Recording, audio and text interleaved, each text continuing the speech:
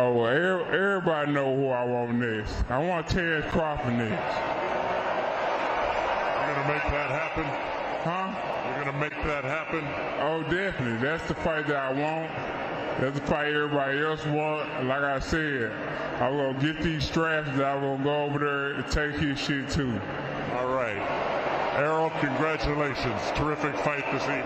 Thank you, man. Down. Strap season. I know what time it is, baby. Terrence, I'm coming for that motherfucking belt. All right.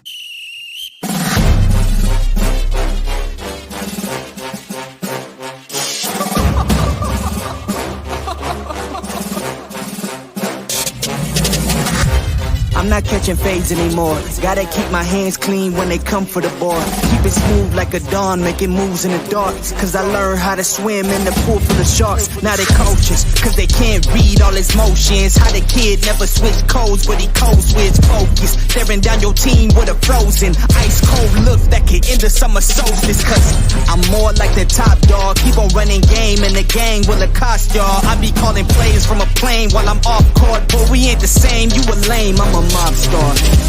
Actually, I'm a top dog on a stat sheet. Off court, but I call plays for the athlete. When the cop cars try to catch me, cause I rolled off in a taxi. Put my feet up, I'm relaxing. Singing Figaro with no accent. While I pour strings from the streets in. Do it all with a straight face, I'm the kingpin. Top dog, top flow, boss mode, I'm the kingpin. Showstopper, top dog, Godfather, I'm the kingpin. They know I'm a dog and a beast, man. Yeah, I keep the peace with a piece, man. I ain't got no time for a piece, man. Why would I respond to a pawn? I'm the... Hold up. If I let my dogs off the leash, then you might want to get out of Dodge while they eat me. Honestly, think it's not the blood in the beef. If they don't leave anything behind after eating. I can see you soft, ever thought about retreating. If you never have, then they'll give you a reason. Better watch your tone, lose your bass when you speaking. Underneath the mask is the wrath of a priest. When you learn how to smile in their face, then go cutthroat. Then they want to call you a con when the blood cold. I remember starving while y'all had a truckload. Now I'm with the mob with the call and the gusto. I'm a top dog on a stat sheet. Off court, but I call plays for the athlete. When the cop cars try to catch me, cause I rolled off in a taxi. Put my feet up, I'm relaxing. Singing Figaro with no accent. While I pour strings from the streets in. Do it all with a straight face, I'm the kingpin. Top dog, top flow, boss mode, I'm the kingpin. Showstopper, top dog, Godfather, I'm the kingpin. What's happening? What up? What's good? What's good, everybody? Let's get on in here. You know what I'm saying? You know, how y'all doing today? You know what I'm saying? Got a lot of boxing coming up. You know what I'm saying? It may not be the fights that we want to see, but, you know what I'm saying? It is boxing, and that's what we do around here. You know what I'm saying? We watch, the fights. You know what I'm saying? We are, you know what I'm saying, the hardcore boxing fans. And, what I want to talk about was this whole build-up between Tank Davis and Oscar De La Hoya. You know what I'm saying? That's just one of the topics. You know what I'm saying? We'll get down to Danny Garcia, and we'll talk about him wanting to rematch Errol Spence Jr. And, you know what I'm saying, we'll cover, you know what I'm saying, some more Terrence Crawford and Errol Spence Jr., some thoughts on that. But right now, the biggest thing that's being talked about, you know what I'm saying, nobody's talking about Devin Haney and Kambosos. You know what I'm saying? Because nobody want to see that, man. Nobody want to see Devin Haney go in there and box, you know what I'm saying, George Kambosos. You know what I'm saying? We're proud of Devin, you know what I'm saying, and what he done with Undisputed. But we all knew that he was going to go in there and beat Kambosos, right? But this here fight between Tank and Ryan Garcia, right? Ryan Garcia, he just beat Fortuna, right? And that was a garbage fight. You know what I'm saying? That fight looked like hell. You know what I'm saying? I mean, Fortuna didn't even put up, you know what I'm saying, any kind of resistance. You know what I'm saying? He went in there, he threw the left hook a couple of times, you know what I'm saying? Pop Ryan, who just, his main defense is his quick feet and moving backwards, right? So we're supposed to be impressed. You know what I'm saying? His jab looked a little bit crisper. He did what he had to do. Now, I'm not trying to take credit away from him because he did pull out a fight. with Fortuna. He pulled out the damn fight. You know what I'm saying? It is what it is. You know what I'm saying? He didn't want to, he wasn't ready, or for whatever reason. We know Ryan had problems with being committed to the sport. So that's why I'm trying to figure out, why is it every time Ryan come on the scene, they keep pumping it up like this dude has done something in boxing. The biggest thing Ryan Garcia has ever done was to beat Luke Campbell. And Luke Campbell wasn't nobody. You know what I'm saying? As far as what he's done in boxing, he wasn't no champion. You know what I'm saying? He wasn't no world beater. He wasn't nothing that you would measure, what I'm saying, the upper status by. You know what I'm saying? He wasn't no uh big big, star in boxing, you know what I'm saying? So what has Ryan Garcia done? But every time he is mentioned, what I'm saying, he's still mentioned as one of the four kings. You know what I'm saying? They give this guy some kind of imaginary status because he got 8 million followers on Instagram. What the hell is going on in hardcore boxing? You know what I'm saying? I mean, we've seen the guy back out of fights, what I'm saying, lie about fights, you know what I'm saying? And this is, I'm just stating the facts here, you know what I'm saying? Because, you know what I'm saying, I don't want no, teenage girls, you know what I'm saying, doing drive-bys on me, you know what I'm saying? But this is what I'm talking about. He goes up to 140 and he act like he's the prize or something, you know what I'm saying? Like Tank's supposed to be following him up to 140, right? So Mayweather, you know what I'm saying, he's like, well, you just fought Fortuna at 135, bro. What in the hell are you doing going up to 140? You know what I'm saying? Trying to lure the biggest fight, you know what I'm saying, at lightweight, you know what I'm saying? The biggest, attraction, which is Javante Tank Davis. He is the biggest attraction, bro. Let's just keep it real. I mean, the guy sell out stadiums, you know what I'm saying? Shit, when he fought Rolly Ramiro, which nobody knows, you know what I'm saying, except for a hardcore boxing fan. Rolly Ramiro sold the shit out of that fight, you know what I'm saying, using his humor and that weird, his social, you know what I'm saying, awkwardness. And he sold the hell out of that fight. And everybody wanted to see him get knocked out. And the damn fight sold out. You know what I'm saying? So Tank is a pay-per-view star, man. If he could do numbers, I think it was like 350,000 or so, maybe even more, during that fight. That means Tank is an attraction. You know what I'm saying? He got Rolly Ramiro around here thinking he's a damn attraction. You know what I'm saying? So you got Rolly Ramiro talking about he want to fight Errol Spence Jr.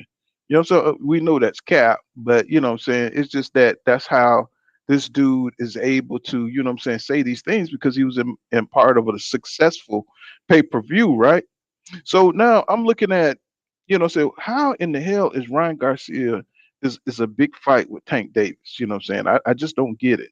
You know what I'm saying? I never want to see that fight. I want to see Tank fight, you know what I'm saying, the big dogs. I want to see him fight Devin Haney. I want to see him fight, you know what I'm saying, even a fucking Frank Martin. You know what I'm saying? Somebody who got some backbone, you know what I'm saying? Because I'll tell you the truth, and I ask anybody, any one of you guys out there, do you think Ryan Garcia gonna win that fight? Is that a fight you think Ryan Garcia could win, or is that a fight that they can get paid on? You know what I'm saying? Which is why Mayweather is salivating over this fight. You know what I'm saying? And Oscar De La Hoya, you know what I'm saying? He's become like a ringmaster, a circus ringmaster, man. He's not the same dude that I grew up watching. You know what I'm saying? He's like, he's not, saying pushing traditional boxing. He's pushing these carnival fights, you know what I'm saying? He's protecting his base fighters because he don't have many left. Oscar De La Hoya's talked about, when he fought Mayweather, talk about, he put this out there saying he was the smaller guy. He chose the gloves. He said, I dictated, everything. I was older. This is the fuck with Mayweather mentality because he knows this pisses Mayweather off. Mayweather thinks of himself as the main attraction. He think of himself as, he knows he's an egomaniac. So these kind of things, saying these kind of things, saying Oscar De La Hoya, he's still competing with Floyd Mayweather. Now he knows Floyd is not going to go for 50-50. You know what I'm saying? So you know, I don't understand why is he trying this. He said, so tell Javante Davis to do, what I'm saying, he said he made the majority of the 150 million in their fight of the pot. And he said that go tell Davis to do the same as I guess Floyd Mayweather did. You know what I'm saying? And it don't make no sense because in this case, Javante Tank Davis is the star. So this whole analogy he's trying to use is just kind of backwards. And the shit is backwards. You know what I'm saying? Because Tank Davis is the draw. You know what I'm saying? Ryan Garcia, I can't name nothing that he's done. You know what I'm saying? In the sport for him to make, what I'm saying, for Tank to have to make concessions to him. And, for me, that's an easy win for Tank Davis. You know what I'm saying? What's going on up Echelon Sports? What's going on? All right, my brother. And I just don't see it, bro. You know what I'm saying? He says, if Tank believes in himself, I guess he's gonna take the short end of the money. It's like what kind of reverse Ryan is like Jake Paul. He's a social media boxer. You know what I'm saying? He's got endorsements outside of the sport of boxing, but that's about it. You know what I'm saying? Think of anything else Ryan Garcia has done to like really make you believe he could beat Tank Davis. You know what I'm saying? Beating up Fortuna ain't gonna do it. You know what I'm saying? Just because a Fortuna who wasn't even he wasn't even, competitive in the fight. So he's gonna have to come up with another fight, bro. He's gonna have to fight like a Jojo Diaz, what I'm saying, Jorge Linares, before anybody believe that Ryan Garcia can jump in the ring with Tank Davis and give him any kind of trouble. Because we're gonna be looking at another Rolly Romero fight. You know what I'm saying? Because Tank could time Ryan Garcia, who likes to lead that chin up in the air, right? And Ryan Garcia, he just don't show that he can, make any kind of adjustments in the ring. You know what I'm saying? He's a forward, a front foot fighter. You know what I'm saying? And I just don't see, how Ryan is gonna make this fight. Now, Mayweather to year sacrifices. If he come down to 135 and he's willing to make the sacrifice, you know what I'm saying, at the end of the year, you know what I'm saying? But Ryan Garcia looked like a big dude, you know what I'm saying? Look like he's an outgrown 135, in my opinion. You know what I'm saying? He just don't look like he's going to be able to make 135 anymore. And you know what I'm saying? It's hard for Devin Haney to make 135. And Ryan looked like, I think he's 5'10", you know what I'm saying? So it's going to be real hard for him to make it, you know what I'm saying, down to 135. And he'll be draining himself, you know what I'm saying, to make that weight. And he already, you know what I'm saying, you know what I'm saying, can tell, you know what I'm saying, because he's fighting. He's looking at Yeah, I might have a little background noise because I ain't at the crib just yet. But hell, Ryan Garcia came in at 147 for that Fortuna fight. Fortuna came in at 158. right. So, it's gonna be, and they already know that if he come in there, you know what I'm saying, weight drain, he's definitely gonna get knocked out. You know what I'm saying? He is gonna get knocked the hell out. And They trying to take away from Dev because Dev ain't gonna be able to stand no I can't 135 either. And Floyd, you going in and you out. said what, bro? Going in and out. You going in and out. I said they trying to keep. All right, give me a few seconds. I'll be at. Hmm. So yeah, man. You know what I'm saying? Ryan them, they can run up to 140 all they want to, but they don't really have, Ryan Garcia don't have a belt. You know what I'm saying? He don't have nothing to offer. You know what I'm saying? What, 8 million Instagram followers? Is that what, what I'm saying, Tank gonna get for knocking him out? I mean, I don't see no fans or anything that he can muster up on his side to be able to make this a huge fight. The only attraction is Javante Tank Davis, and I think Mayweather understand this, and it's an easy win for Tank. That's all I see. It's a low risk fight, basically, and another name. I mean, I don't know how much credit Tank gets for beating the shit out of Ryan Garcia. You know what I'm saying? And for me, it's just kind of silly. You know what I'm saying? Because it don't even seem real. It don't even seem like a real option for Tank as far as his legacy. You know what I'm saying? And we still don't know. I mean, did he re-sign with Mayweather? Did he re-sign?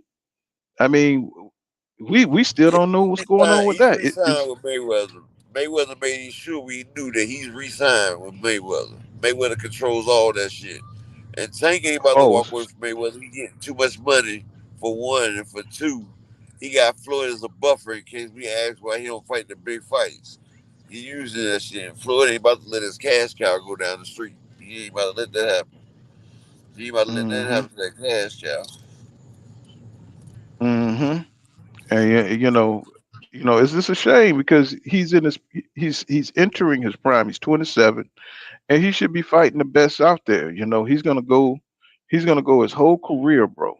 You know what I'm saying? The best years of his life fighting, what I'm saying, these little nobody guys, you know what I'm He need saying? to get a Loma. He need to get a Loma fight, or get that Josh Taylor fight. Josh Taylor been calling him out for like 3 years now. Loma been calling him out. Josh Taylor said, "Hell, I stay at 140 for Tank." But see Floyd know Tank is 5'5", and he'd be outmatched when he go Mm-hmm. to the higher division. And see Ryan Garcia, people think Ryan Garcia is not a good fighter. Ryan can actually crack, and he got fast hands. So Tank would have to go into that fight cautious as well, because if not, it's a potential for Tank to get hurt. Because Ryan just ain't no slouch, though. You know, he ain't Well, no slouch.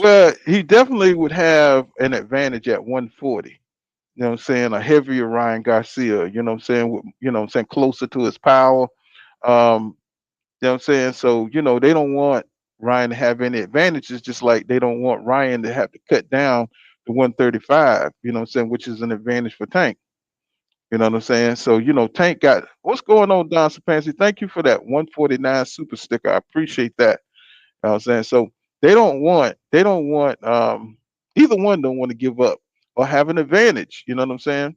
But I still think, I mean, Ryan, I don't know about his boxing skills. You know what I'm saying? He got a good amateur background. He battled against Devin and everything, but on a pro level, you know what I'm saying? He's still gonna have to show me. Fortuna wasn't enough. He got to fight somebody good, and they've been keeping him away from the best fighters. You know what I'm saying? So that tells me a lot. You know what I'm saying? If one, it tells me he's not committed to the sport. Two, he's still got a lot of development to do. And three, he just don't have the heart. He don't have the same heart and drive as Tank Davis, you know what I'm saying, or Devin Haney. All he is a damn troll. You know what I'm saying? So, what I mean? I just what I'm saying, I'm not excited for that kind of fight. Um, what I'm saying? I don't know why it's getting so much damn buzz. You know what I'm saying? They're trying to promote the hell out of it, even though what I'm saying, they're not really coming to say any understanding or anything. Is Tank really gonna go up there to 140? Yeah, yeah, yeah. What's going on, Miko Eddie? He says, no, they ain't doing nothing. All his fights are beat fixed. Yeah, you know what I'm saying? That's what I'm talking about, man. So I'm just wondering why is this fight so why is it being talked about and promoted, and what I'm saying, the likelihood of it's happening is very low. You know what I'm saying? I don't see Tank going up to 140 just to knock out Ryan Garcia. If Tank was to go to 140, it would have to be, what I'm saying, something better, a bigger name than Ryan Garcia, I would think. You know what I'm saying? Like Up was saying, man, he have to beat up like Lomachenko. That's the prize right now at 135. To have Lomachenko name, he's getting older. You know what I'm saying? I'm pretty sure he done slowed down to be turning 34. He's not moving the same, you know what I'm saying? And Lomachenko always was calling out Tank Davis, and he's always wanted that Tank Davis smoke. You know what I'm saying? I think Lomachenko, figure that Tank is smaller, he can outthink Tank, you know what I'm saying? But I don't think he realized how smart Tank is. And if And Floyd used to use Lomachenko as a damn weapon against Tank, like you better act right or I'm gonna put Loma on you. hmm I think he's grown into his confidence. You know what I'm saying? I think he's had enough fights. You know what I'm saying to you know what I'm saying to you know what I'm saying really rely on his boxing IQ. You know what I'm saying? I think before he was going off of boxing IQ and raw talent, but I don't think his confidence was where it is today. You know what I'm saying? I think right now Tank confidence is really up there. You know what I'm saying? I think he'll knock out Lomachenko. You know what I'm saying? Who was already defeated by a lesser competition, lesser opponent in Orlando Salido. So if Orlando Salido could beat his ass, I know Lomachenko could beat him too. Tank Davis. I know Tank Davis can beat him too. So so really the best fight down there at lightweight is Devin Haney and Tank Davis. That's the big fight. You know what I'm saying? That everybody want to see. You know what I'm saying? So I don't know why they keep, bringing Ryan Garcia out the woodwork, but for some reason they never put him in there with great competition. You know what I'm saying? If he's supposed to be so good, you know what I'm saying? Why haven't he's been in the damn league he's been in that division for a while and he haven't fought nobody good in that lightweight division. He's around here chewing bubble gum and doing Instagram posts. You know what I'm saying? That ain't boxing, bro. You know what I'm saying? And he's criticizing Nah, every but goddamn. that's the way he is, though. I think he's trying to get this payoff so he can go ahead and get up out of here. You feel me? He's trying to get him a little payoff and get up out of here. Hmm. So next, you know what I'm saying, we Oh, you got take the shit, baby. so what I Say it again. No, I'm taking the food in the house and stuff. I'm here, bro. I'm muting. okay. Meko Eddie says they trying to get the black fans on the Migo side, just like Tank trying to get Ryan fans off the internet. So, next we got your boy Danny Garcia, right? You know what I'm saying? Danny Garcia gonna be fighting Jose Benavidez. And saying if we know a little bit about Jose Benavidez, he fought Terrence Crawford. You know what I'm saying? And he was the dude who got shot in the leg, in the calf, or something like that. And he went in to fight Terrence Crawford and gave him a really competitive fight. It was very contentious, you know what I'm saying? The build up and Jose Benavidez, he was one of them dudes that was supposed to be, the up and coming guy, supposed to be a badass and everything. And Terrence Crawford, I mean, they were going back to each other, gyms and stuff and talking shit to each other, and they finally got into the fight. And Terrence Crawford had a few problems. He had a few problems with Jose Benavidez, his length, know what I'm saying, and his jab. You know what I'm saying? So, Crawford, did what he do. He lost a few rounds, but he calculated and he stopped breaking them down eventually. And but that's not the same Jose Benavidez that we see today. Because in the last fight, he looked horrible. You know what I'm saying? He didn't look like, he was in, top shape. You know what I'm saying? He didn't look he looked like a shell of himself, you know what I'm saying? And even in that Terrence Crawford fight, his leg gave out and saying now he's gonna be facing a Danny Garcia. Now on Danny Garcia's side, we know he just fought Errol Spence Jr., right? And he lost all 12 rounds. And he didn't look that good. I mean, he didn't look good in that fight. You know what I'm saying? He was fighting back, but he was sharp, you know what I'm saying? But he just didn't have that extra gear, you know what I'm saying, to change his pace in the fight. He just kept it one pace and Errol Spence Jr. was able to, contain him and control the range and box him to a decision, a unanimous decision, right? So he's gonna move up to 154 and fight, Jose Benavidez, who looked like trash his last fight, trying to test, the waters up at 154. Now, I don't think Danny Garcia, I don't think that's going to translate well, even though I think he has more talent than Jose Benavidez. Is he going to have that power? Is that power going to translate up to 154 for him? You know what I'm saying? He couldn't knock out Keith Thurman, he couldn't knock out Porter at 147, and he couldn't knock out Errol Spence Jr. You know what I'm saying? At 147. How in the hell do we think he's going to knock out somebody up there at 154? And The only hope he has is that Jose Benavidez did campaign at 147. So at one point in time, they were the same size. And then he did make the jump up to 154. So will Danny Garcia be able to hurt Jose Benavidez? You know, he might be able to make Jose Benavidez respect his power. You know what I'm saying? He might be able to respect his power. You know what I'm saying? But you know what I'm saying? If Danny he's been off for a while, you know what I'm saying? He said that he's back in the game and he's been sparring, you know what I'm saying? He's been doing his thing, getting back into boxing, falling back in love with boxing. Is that enough to beat Jose Benavidez? I mean Jose Benavidez at 154. Um, this fight gonna tell he's got to win this fight, or he's not gonna get that rematch with Errol Spence Jr. that he want when Errol Spence Jr. move up to 154. That's what he's hoping. Everybody's trying to jump up to 154 to head off Errol Spence Jr. to get that big fight money, right? And he's definitely not gonna beat Jermell Charlo at that weight class because Jermell Charlo is like 6 foot. You know, he's a beast. You know what I'm saying? He looked like a giant compared to Danny Garcia. So, you know, that's not going to happen, Danny. You know what I'm saying? You know, you go in there, you beat Jose Benavidez. If you look up and beat Jose Benavidez, shit, you got nothing but sharks around you, man. You know what I'm saying? You got nothing but sharks. You know, I mean, you're going to have to acclimate yourself to 154 to be able to even compete, you know what I'm saying, at 154. And you might lose this fight against Jose Benavidez, you know what I'm saying? Because if he find any kind of if he come in there 100%, that's going to be a hell of a fight.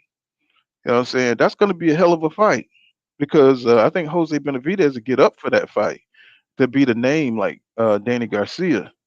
And Danny Garcia, you know, he fought Errol Spence Jr., so Errol Spence Jr. take a lot out of fighters. You know what I'm saying? They usually look like crap after he fights them because, you know what I'm saying, they put their heart and soul into beating Errol Spence Jr. and he just beat the life out of him. All the vitality is just gone. So we're gonna see what Danny Garcia looked like, you know what I'm saying, when he faced Jose Benavidez, you know what I'm saying? And they both kind of like, you know what I'm saying, at the same, you know, kind of like at the same level in their careers right now. They both trying to make comebacks. You know what I'm saying? They both trying to test the waters against each other. But you know what I'm saying? I just think that Danny moving up isn't a good thing, isn't a big deal. You know what I'm saying? I mean, I'm sorry, I got somebody coming in. What's going on? He says Mecca Eddie says, nah, he said he ain't doing nothing. All his fights. Oh, I already read that.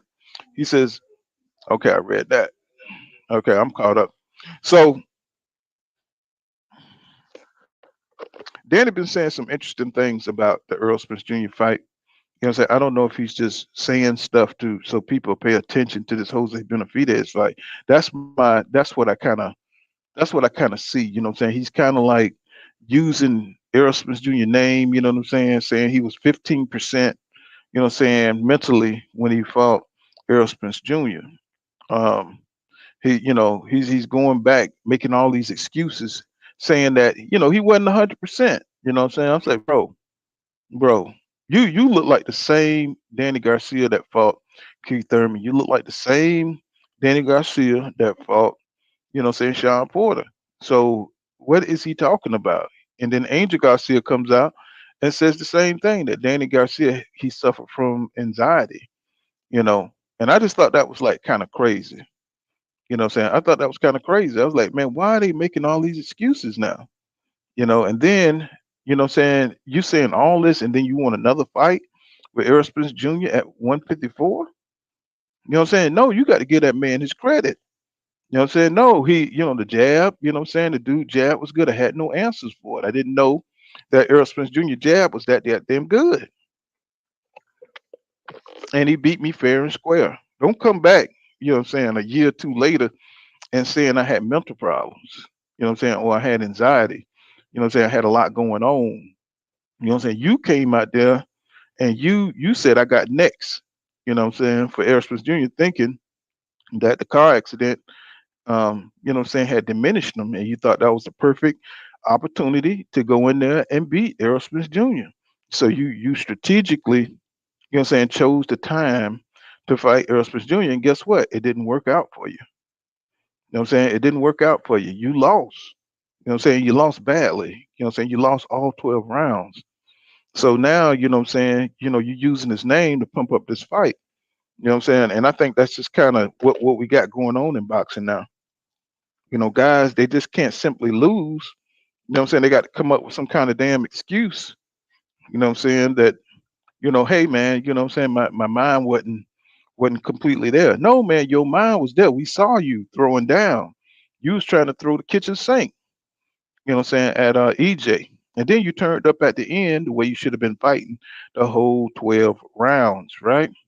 You just couldn't get it in, bro, the way you wanted to because Errol Spence Jr. was throwing 100 punches around.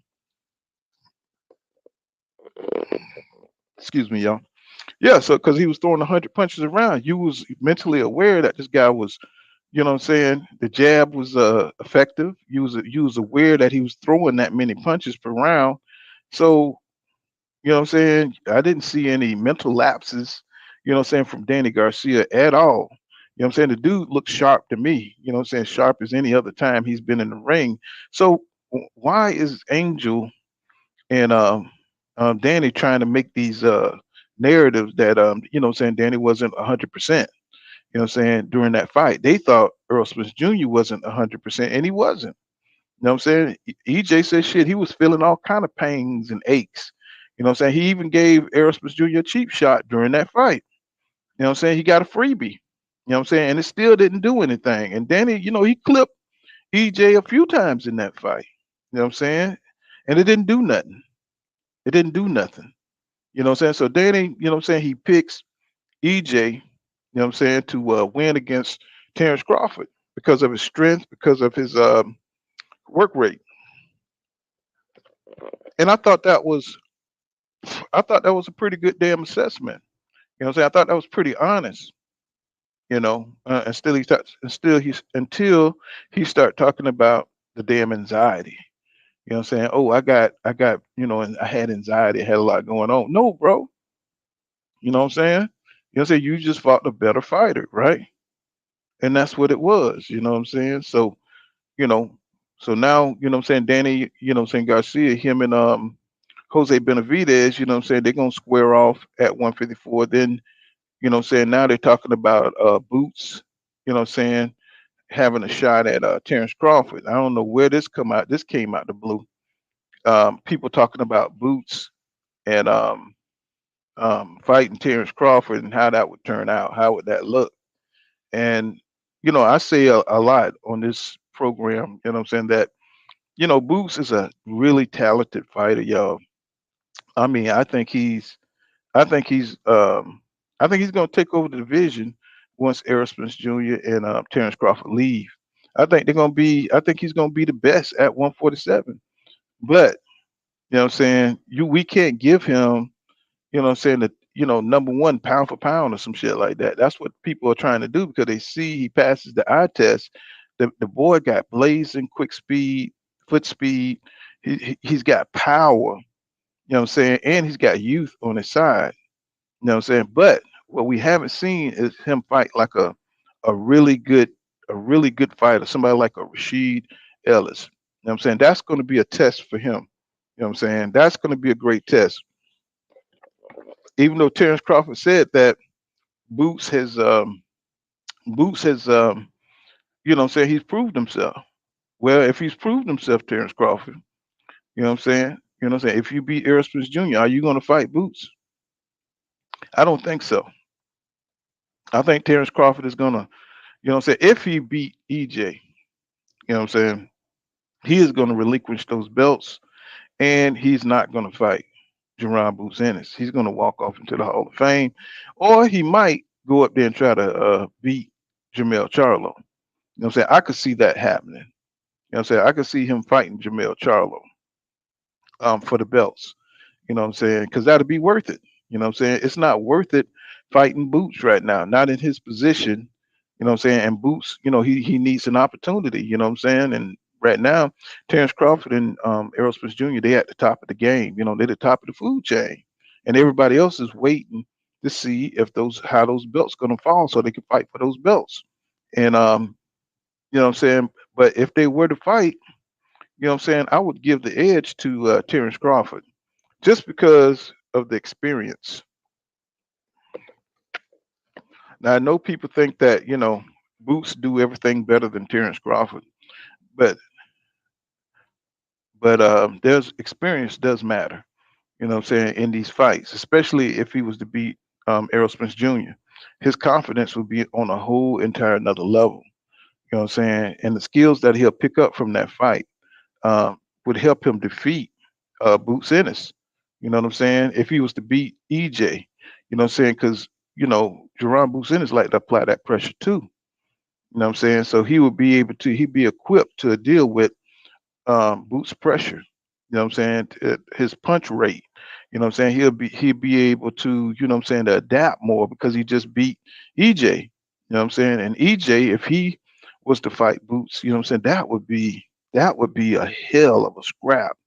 You know what I'm saying? Because they're both, I mean, I could see Boots can fight off the back foot, you know what I'm saying? But is he as effective, you know what I'm saying, as when he's trying to pressure fighters? You know what I'm saying? But he seemed like he's very fluid, you know what I'm saying, both fighting off the back foot and the front foot. Like Blue Blood say a lot. He say he's a hybrid, you know what I'm saying, between the two dudes, and I think it would be a better scrap between him and EJ just because of the style EJ fights behind the jab and always moving forward. And I would see Boots trying to counter EJ with some really powerful counters, you know what I'm saying, trying to get him up out of there. And but we don't know how durable Boots Ennis is because nobody has been fast enough or pressured him hard enough to be able to get to him. We saw Lipinets, you know what I'm saying, bust him a couple of times and he took it well. You know what I'm saying? But Lipinets, what's going on, Gene Gomez? How you doing? Uh, we seen Lipinets, you know what I'm saying, bust him pretty good. And not that Lipinets is a big hitter or anything like that, but you know what I'm saying, you only get to see so many people hit Boots Ennis because he's so goddamn elusive. His footwork is so damn good, and he got a hell of an offense. You know what I'm saying? He got a hell of an offense. You know what I'm saying? I saw the amateur fights with your boy at 1 foot, oh, Antoine Russell. You know what I'm saying? But he didn't look anything like he looked now. I mean, he looked well more polished than he did in the amateurs. You know what I'm saying? Even though you can see it, yeah, yeah. Boots. What you say? Boots is much faster. Yeah, he is. He's a lot faster. He looks way better than back then. You know what I'm saying? Because Antoine Russell was out hustling him. You know what I'm saying? He was going inside. He was beat. He couldn't keep Russell from coming on the inside when he was an amateur. But I bet he could probably keep him on the end of his punches right now because his footwork is way, way better. Way, way better. You know what I'm saying? So that would be an interesting fight between him and EJ. That would be a better, you know what I'm saying? I think a better fight. You know what I'm saying? Um Okay, I'm back. I'm in the house now. hmm Yeah, I was just talking about, how they're talking about Boots and Terrence Crawford fighting. Yeah, that wouldn't be really a good fight. That boy Boots too young and special for that boy Terrence. EJ gonna have to tame that young beast right there. I don't know. See, I I think think that'll be EJ. I think that'll be EJ. You know how we got this big fight with Terrence Crawford and Bud, right? hmm I think give it about 3 more years after Boots becomes the second welterweight to go undisputed in the four belt era, because ain't nobody down there gonna stop Boots from going undisputed uh-huh. unless they duck him after Earl leave. So by that time, Earl should have picked up a few of them belts up top, hmm and hopefully Boots come up there, and then they have a mega showdown for undisputed Boots and Earl at hmm 154.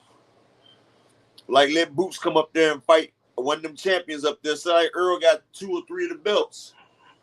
Boots, if he undisputed, if he's WBO, he's the super. He get that fight. If he the WBC super, he can get that fight, IBF, or you know, if you're a champion in another division, you know they gotta wait for you to get a first round shot at the belt when you move up. So let's say Earl got 1 or 2 belts, and you know Boots done went undisputed. That'd be a nice thing for Boots to come on up, take out one of them champions because he got undisputed. So he got a choice of which belt he want to come up there and get. He go ahead and come up, take him a belt. Then he either go for the next belt or Earl go for the next belt. And I think them coming together for undisputed will be bigger than Terrence Crawford and Earl Spence. Because Boots is a younger, more dynamic fighter right now. So how do you think a fight between Boots and Terrence Crawford, what that look like to you? I think Boots is too fast. Like it'll be another way. Like you seen what happened when Terrence Crawford fight a slick fighter that could switch styles. We seen that versus Hank Lundy. Hank Lundy was a young fighter. He was fast and he was giving Crawford the business. And he was switching on Crawford. He was giving Crawford everything he could handle. See, Crawford ain't gonna be able to use his weight against Boots. Crawford ain't gonna be able to lean on Boots. Boots a young, strong dude. Crawford try that. Boots gonna get him up out of there.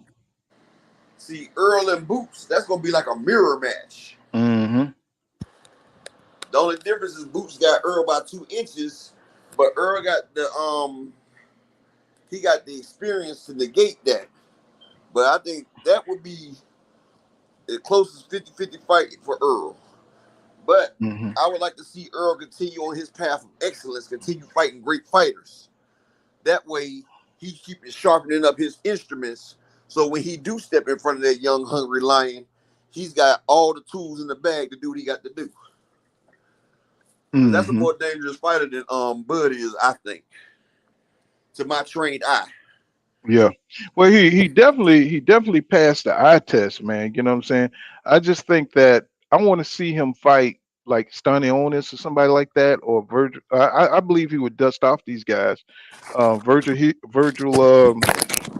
what's his name? Virgil don't want that work. Yeah, I think he'll do them dudes. I know he will. That's why I said he gonna be the second undisputed. Right. But I'm just saying, I'm just trying to work it out in my mind. You know what I'm saying? How would those fights look? You know what I'm saying? Because I don't just like to give fighters, you know what I'm saying? I don't like to give them fights. You know what I'm saying? Even though they passed the eye test, you know what I'm saying? I still want to see what that fight looks like. You know what I'm saying? I think Boots, I see everything you see, you know what I'm saying? But I can't just give it to him. You know what I'm saying? Because you never know what's going to happen. He finished off Lamont Peterson. Lamont Peterson was a shell of himself, but Sergey Lipinets, he finished him off in extreme fashion. That was Boots' toughest fight, was Lipinets. Sergey had a great fight with Mikey Garcia as well. Okay. And Boots, Boots took him a minute to figure him out, but Boots gave him the business. Right. That was the signature fight for Boots. People don't realize, but Sergey Lipinets is a name. Well, I mean, he's good, but I mean, I never thought of him as an elite welterweight. I mean, look him up. No, I don't have to. I mean, I've seen all his fights. I mean, he's an elite welterweight to you? No, he was an elite 140 pounder. Right. You know what I'm saying? I mean, I never thought of him as an elite, but I thought he was a good test, you know what I'm saying, to see where Boots kind of was, you know what I'm saying? Or what was the other guy he fought? Delorme. Yeah, Delorme. See, they would see these dudes, they're not we don't have no real good journeyman that could be champion. You know what I'm saying? Them dudes that's on the edge and just misses, kind of like a Danny Garcia. You know what I'm saying? I believe he would have beat the hell out of Danny Garcia too. But we need those Danny Garcias, you know what I'm saying, in the division to fight the Boots. But what's crazy though, if you go back and look at the fight, Delorme was supposed to be a good journeyman. He's supposed to be. You know what I'm saying? What happened when Delorme and Crawford fought? What was the question? I said, what was the outcome of Delorme and Crawford? Well, Crawford, I think he beat him. He stopped him. When? Oh, I don't remember. I don't remember exactly when, what round or You, whatever. you know, Boots did a lot better. Yeah, but you know that And don't then you work. see You know what when I'm saying? Boots started fighting that Ben You Here, know, that boy Ben Here, boy, he did everything he could to get out that damn fight. He said, hell with that. yeah, you know the triangle theory don't work, bro. You know what I'm saying? But I feel what you're saying. You know what I'm saying? I think Boots, you know what I'm saying, his It don't offensive, work, but I know what I see though. we said he passed the eye test. You know what I'm saying? He does pass the eye test, but he still need to fight He gets like hit a little bit. Like he gets hit. right. I mean, and that don't matter either. But what I'm saying, like a fighter, you know what I'm saying, with a better IQ, who would have been a good test for him if they would have been younger and stuff. Somebody like a Lamont Peterson, you know what I'm saying? Somebody like that, a journeyman. That's what I'm talking about, like a Well, he got journeyman. Sergey Lipinus, dude that beat Lamont. Said, well, I'm saying if he was a little younger. Now, god dang well, if Lamont Peterson was, saying closer to his prime, Lipinets would have never been able to touch him because Yeah.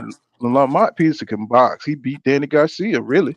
You know what I'm saying? He just got old overnight, because EJ was beating the shit out of him. You know what I'm saying? He took a lot out of that old dude. And that's what happens, when you've been in them wars and you fighting them dudes that could crack. You know what I'm saying? Your body, you know what I'm saying? And he's a warrior, don't get me wrong, superb athlete, but he's been in too many wars, you know what I'm saying? And it showed when he fought the wrong fight against Errol Spence Jr. You know what I'm saying? Taking too much punishment. You know what I'm saying? They should have stopped that fight a lot earlier. And maybe Two he would have rounds looked earlier. yeah, he would have looked a little different in Lipinets fight. And that was a hell of a fight. That was a hell of a damn fight right there. You know what I'm saying? They had to stop it. But Boots, as far as Boots, man, like you said, he's young, he's dynamic, he's fast, he's got power, you know what I'm saying, in both hands. But this dude here, he need a true test. You know what I'm saying? Because what if he goes up there and he gets a shot and he get Falumaloon by either one of the guys? Then we're gonna say, damn, he moved up too fast. Nah, he not gonna be no Erickson Lubin, bro. You know what I'm saying? No, I don't think he's quite. I don't think he's quite on that bad. But I'm just saying we just don't have the journeyman right now to test him. You Erickson know what I'm saying? Lubin was smoking everything, and he wanted that Charlo fight too early. And Yeah. everybody was telling them, "Look, don't do it." But that's what I'm saying in that kind of vein. You know what I'm saying? In that kind of way. You know what I'm saying? We don't have nobody to test these guys. You know what I'm saying? When But they I mean, but blowing. damn, the man done fought more fights than Earl. Now the man got 30. I mean, Oh. Now, if they was to give him a shot, hey, I want to see it. yeah, Don't get like me the man wrong. got the fights, bro. Like he Oh, just I want to see it. I want to see it now. But I'm just saying, as far as saying everybody already got him crowned. You know what I'm saying? It's the top dude. You know what I'm saying? And trust me, you know what I'm saying? I see the skill. I'm saying I see him in the if gym Earl working and out. Crawford wasn't there, Boots would be there. You see Thurman. Thurman don't want no parts of him. Sean Porter don't want no parts of him. Like them boys ain't want no parts of him for a reason now. What's good, family? What's going on? What's up, Charles? We just talking about everybody starting to talk about Boots and the top guys. You know what I'm saying at 147.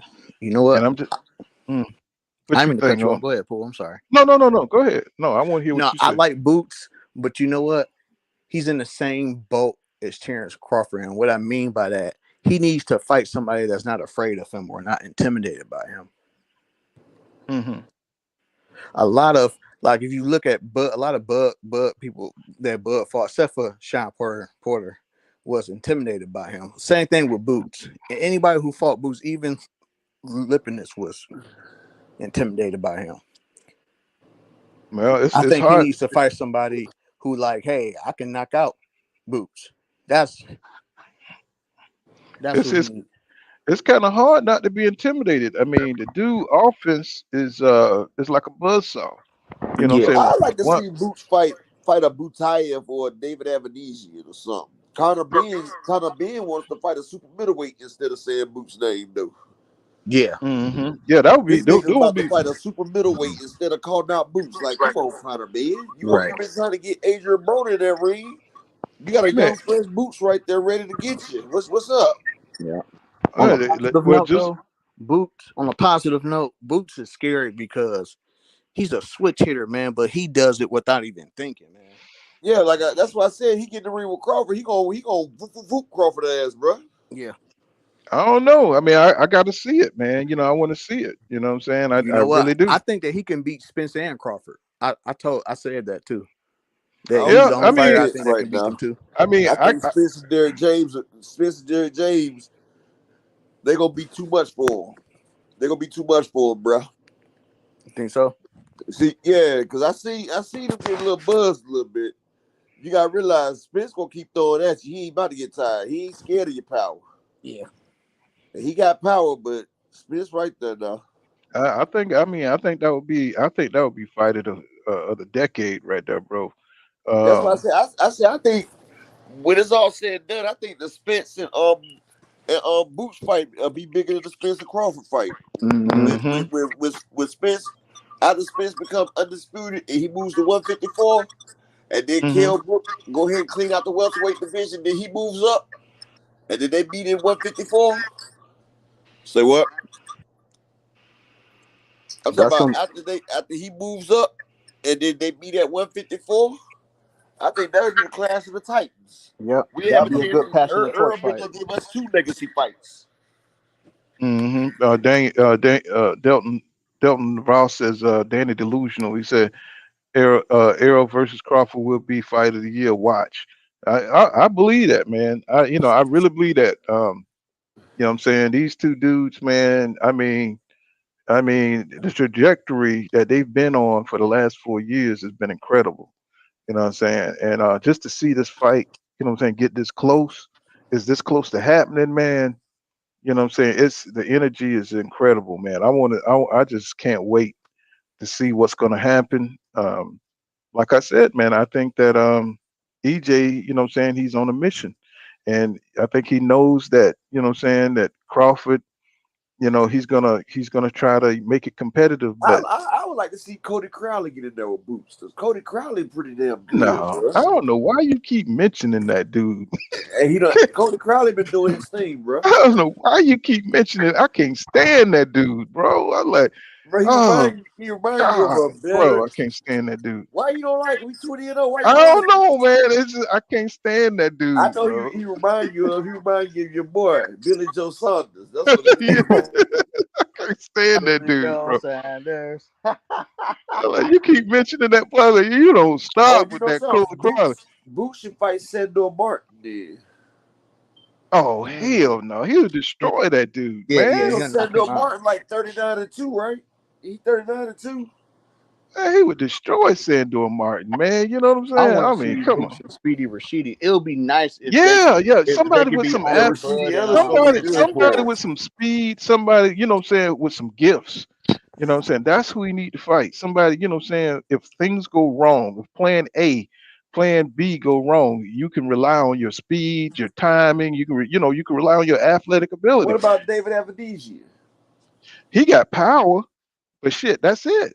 I mean, he gonna be taking licks. Man, Boots could box him all night long. He ain't got no feet. You know what I'm saying? He got power. You know what I'm saying? He will crack you. If you let him crack you, you out of there. But what I'm saying? He ain't got no footwork, bro. You know what I'm saying? He ain't got no reach like Boots. Boots will be I playing like with to see him. him fight like Avedisian or Butayev, because Butayev, he took all that shit from Stadionis. That was a good fight. Yeah, it I was, like to but see I don't Boots think versus either Butayev or Stadionis. Butayev, he don't have enough creativity. You know what I'm saying? You know what I'm saying? You see how he was getting cracked by Stanionis, you know what I'm saying? And maybe Stanionis would be a pretty good fight for Boots. You know what I mean? Because he's tough. Yeah. Stadionis ain't gonna do it though. Stadionis though, he next in line for the WBA belt. So the Spence move up. hmm He ain't about to lose his belt for no damn fight without that. No. You know what Right. though? You know what's gonna be real interesting that I'm looking forward to? The Bud and Spence undercard. You know Stadionis gonna be on it too because you know he been getting that step aside money. Right. So you Right. know he gets that step aside money each fight. Plus he get paid for his fight. Right. You know what I'm saying? Because Stadionis been yeah, cooking up, boy. Yeah, that makes sense. You know what I'm saying? Because he stepped so he can make the Ugas, so He they can stepped make that aside for Ugas the fight. Ugas fight, and Hmm. then had a main fight on Showtime right before the fight. The Earl Spence card started. Hmm. Yep. You remember him and Roger Butayev? They had a good ass fight right before the pay per view started. Main event. It was them. It was Stanionis and Butayev, and it was also your boy Brandon Lee. Hell, I might want to see Brandon Lee go against his homeboy Boots. You know what? Yeah, I'd like to see Brandon Lee fight. Yeah, yeah, Man, I forgot about him. Brandon Lee. That boy can Oh, crack now. yeah, but that power don't mean nothing when you got He got fighters a like boxing skill too, though. But Boots who could do it all. You know what I'm saying? that was Boots' roommate. Hmm. He was What? Boots' roommate.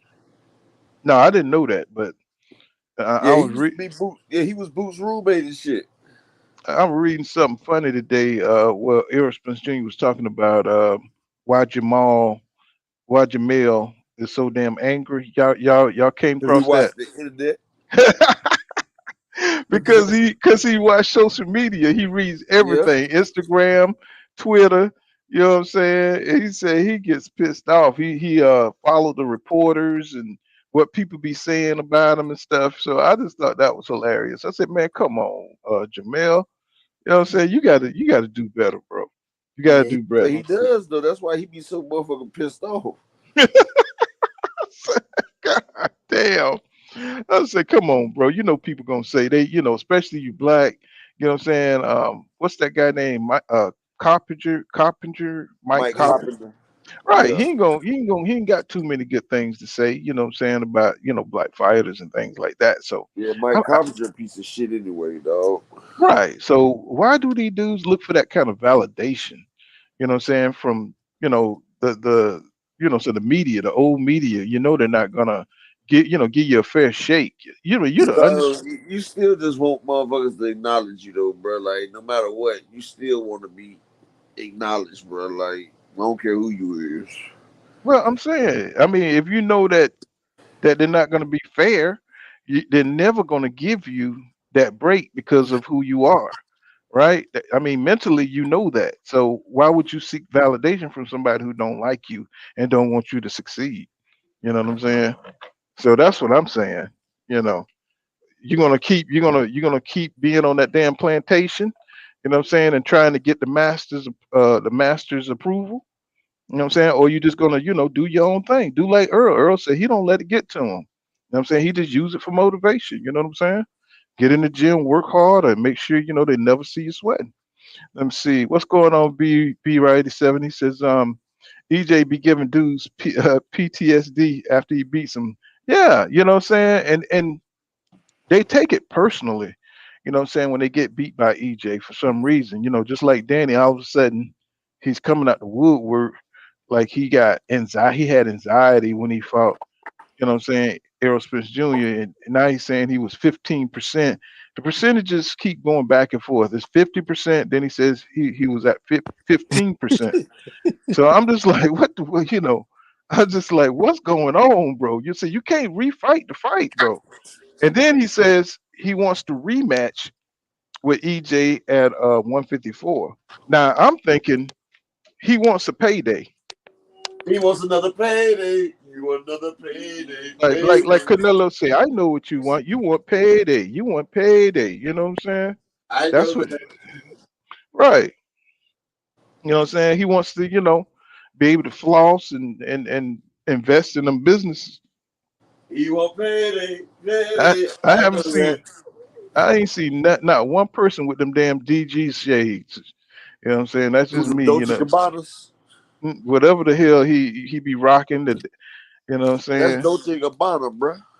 Oh, I thought he was rocking his own brand or Nah, whatever. So he rocking Dolce Gabbana. okay, That top brand, that name brand shit. Danny okay, Garcia's always rocking that Dolce Gabbana. okay. You know what I'm saying? I thought he was trying to push his own shit. Now that's Let why me his see. ass needs another payday. Payday. He done spent it all on his shades. I I know that. mean, he be looking smooth now when he come out. You know what I'm saying? But Oh yeah, that nigga he can dress.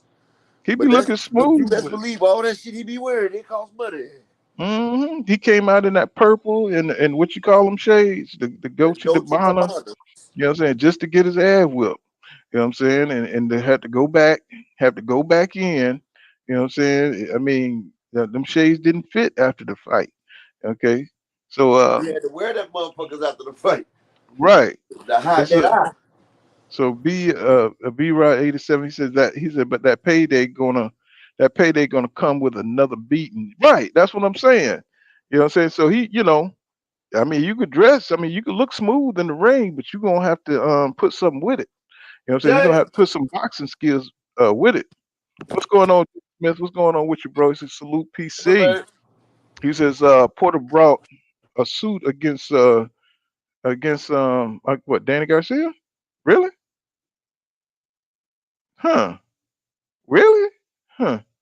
I didn't know that. I mean, they be having a lot of crap going on behind the scenes that you don't know about. You know what I'm saying? Big Gates 86. What's going on, my brother? What's happening? He said Danny got beat up. He says Danny got beat up. That's that's it. That's it. He couldn't beat Spence at 147, and he won't beat him at 154. And that's the truth. You know what I'm saying? That's the truth. You know what I mean? He just looking for a payday, y'all. You know what I'm saying? Because when I seen him training, he didn't look any faster. He didn't look any better. I didn't see no new moves or he looked like the same Danny Garcia with that little plotting, you know what I'm saying, 1-2, you know what I'm saying, with the, he'll slip a jab and he'll come all the way back up and he'll throw a couple more. He looked the same. You know what I'm saying? I didn't see any new wrinkles or anything else he was trying to work on. So he don't have me convinced at all. You know what I'm saying? That, a second fight between him and EJ would look any different. The only difference would be is that EJ is in better shape and he's not coming off a car crash and he probably get slaughtered in the next fight. You know what I'm saying? Because now EJ is able to press even more and put more behind his punches. You know what I'm saying? Now that he's in better shape, you know what I'm saying, and staying close to his weight between fights.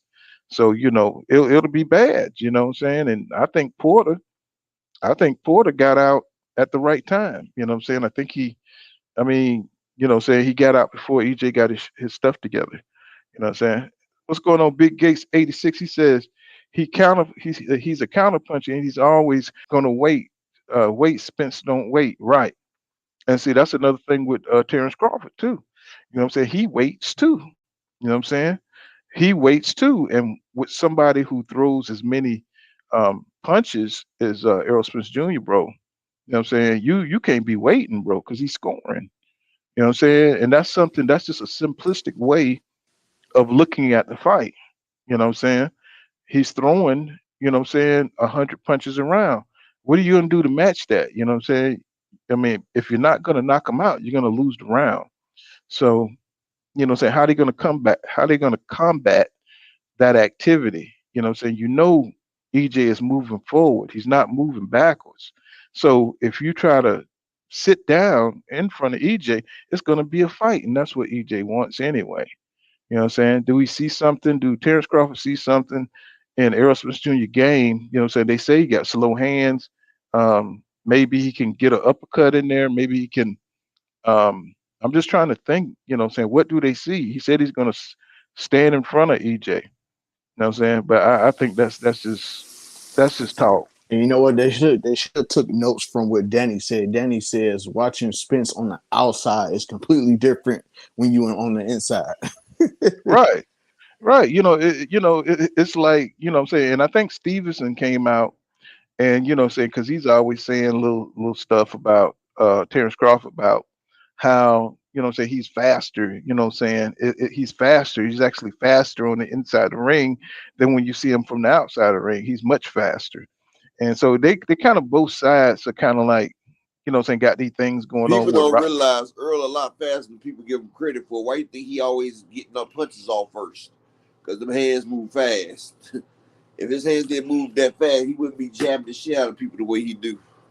Well, we know that Terrence Crawford finally came out and said that EJ make adjustments. So, I already knew that. know what I'm saying? Right. Like, Yeah, it's everybody his knows fans that. that don't know that. Yeah, everybody knows that. But see, until Terrence Crawford says it, they act like it don't exist.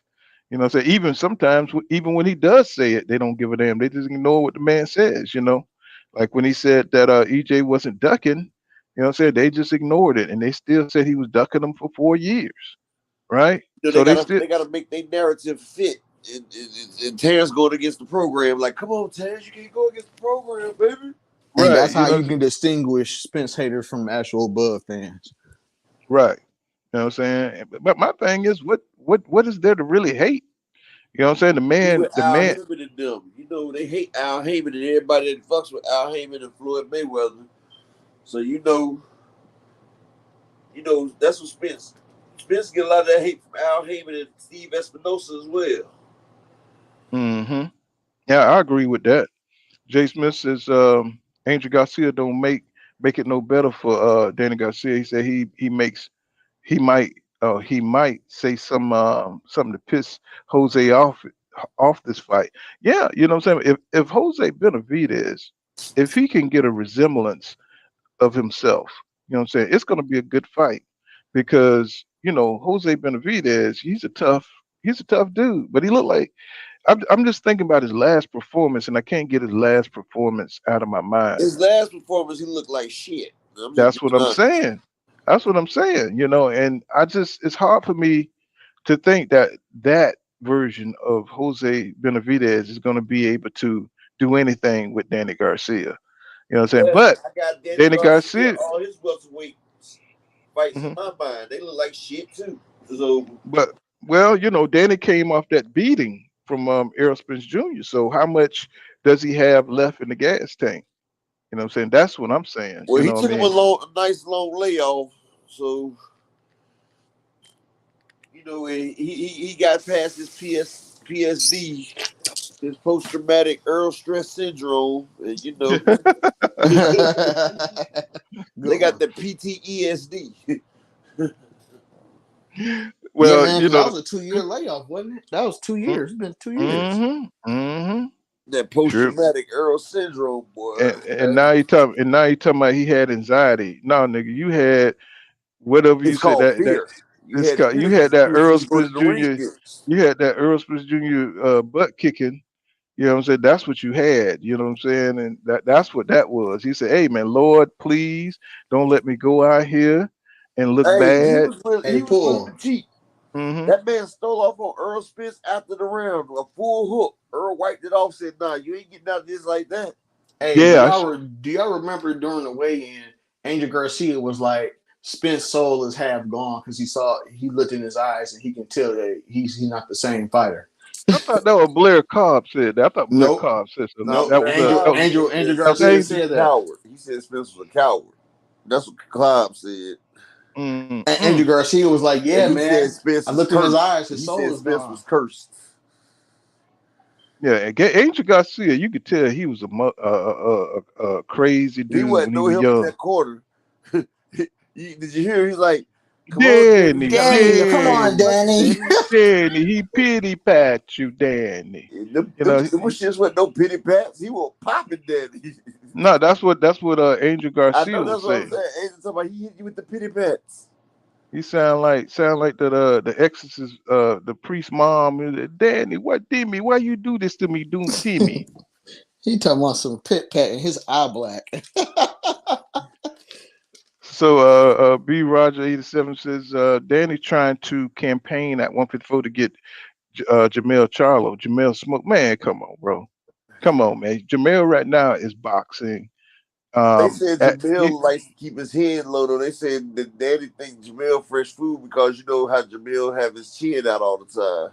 mm-hmm, mm-hmm. But Danny gonna have to take some shots to give Jamil that though. And you gotta Yep. realize, even though Jamil be having his chin out like that, Jamil got a damn chin though. But I mean, Yep. Jamel would smoke Danny, bro. I mean, Danny is nowhere in the league of Jamel Charlo. Right now, he's boxing at his apex. He's just doing he's just firing off on all cylinders, and he's found the eye of the tiger, bro. It's nowhere in the hell that Danny Garcia coming off a performance like he has with EJ, is going to be able to get up to that level. You know what I'm saying? He already didn't beat nobody at 147. What the hell does he gonna? What he's gonna do with them boys who's heavier, stronger? You know what I'm saying? Could take more punishment. Shit. You know what I'm saying? He's gonna have to be very selective, and you know he's going out there to lose. Is what I'm saying. You know what I'm saying? He's going out there to get knocked out. You know, that'll be the first time we see Danny Garcia get knocked out. Hell, he may get knocked out against Jose Benavidez. You Yeah, know what I'm Jose saying? Benavidez used to be a big puncher before he got shot. But you know, you seen But when he his hit. last fight, he was stiff, boy. He was fighting a no-name person at middleweight. He was at middleweight 160. You seen when Jose Benavidez caught Crawford in the body, and Crawford body did some kind of weird like stumble. I'm Yeah, talking about Crawford He froze. was great to fight. it was like a delayed reaction. I mean, looked Yeah, like his kidneys fell out his ass or something. he And it was froze. like I was like, damn. You know what I'm saying? What's going on? What's happening, Marcus Morgan? What's happening, my brother? What's going on with you, man? Hey, nothing much. We just going over these fights, you know what I'm saying? Danny Garcia making up more crazy excuses. He was 15%. You know what I'm saying? I was like, this dude, you know, I think he's just using Spence's name to promote this bullshit fight he got Yeah, going you on know at what? I don't 154. even at this point. I think it's some sucker. I think it's some sucker stuff. Don't get me wrong, but Mm, I mean, for what he's using it for, like you said, that's exactly what he's using it for. As hmm in, for the world to think he wasn't focused for the Earl fight. So basically, he's gonna just be this tremendous guy in this fight, which it ain't true. You was focused. I mean, Earl hmm was the one coming off of, what he was dealing with. You was in a great position to where y'all purposely like just I can't give him no excuse and all this. I wasn't feeling good and my mind wasn't right. I can't do that just off the fact everything his dad talked. hmm And Yep. you know, Angel gonna talk up his son, you know what I'm saying? I'm just glad they didn't bring up the jabs no more, because it's Right. embarrassing. You know what I'm saying? Because they was on them jab, especially Danny, you know what I'm saying? It's like, you know, the only thing separated us was the jab. Yeah, nigga, you know, 5,000 of them. You know what I'm saying? Come on now. You know what I'm saying? Got thing. Right. Let me see. But Big Gates 80. the funniest thing about it all, one of the funniest things about it is when Danny was trying to keep it real, his dad like, no, Danny, don't say that, Danny. And Danny like, no, Dad, it's okay. I got my ass whipped. It's cool.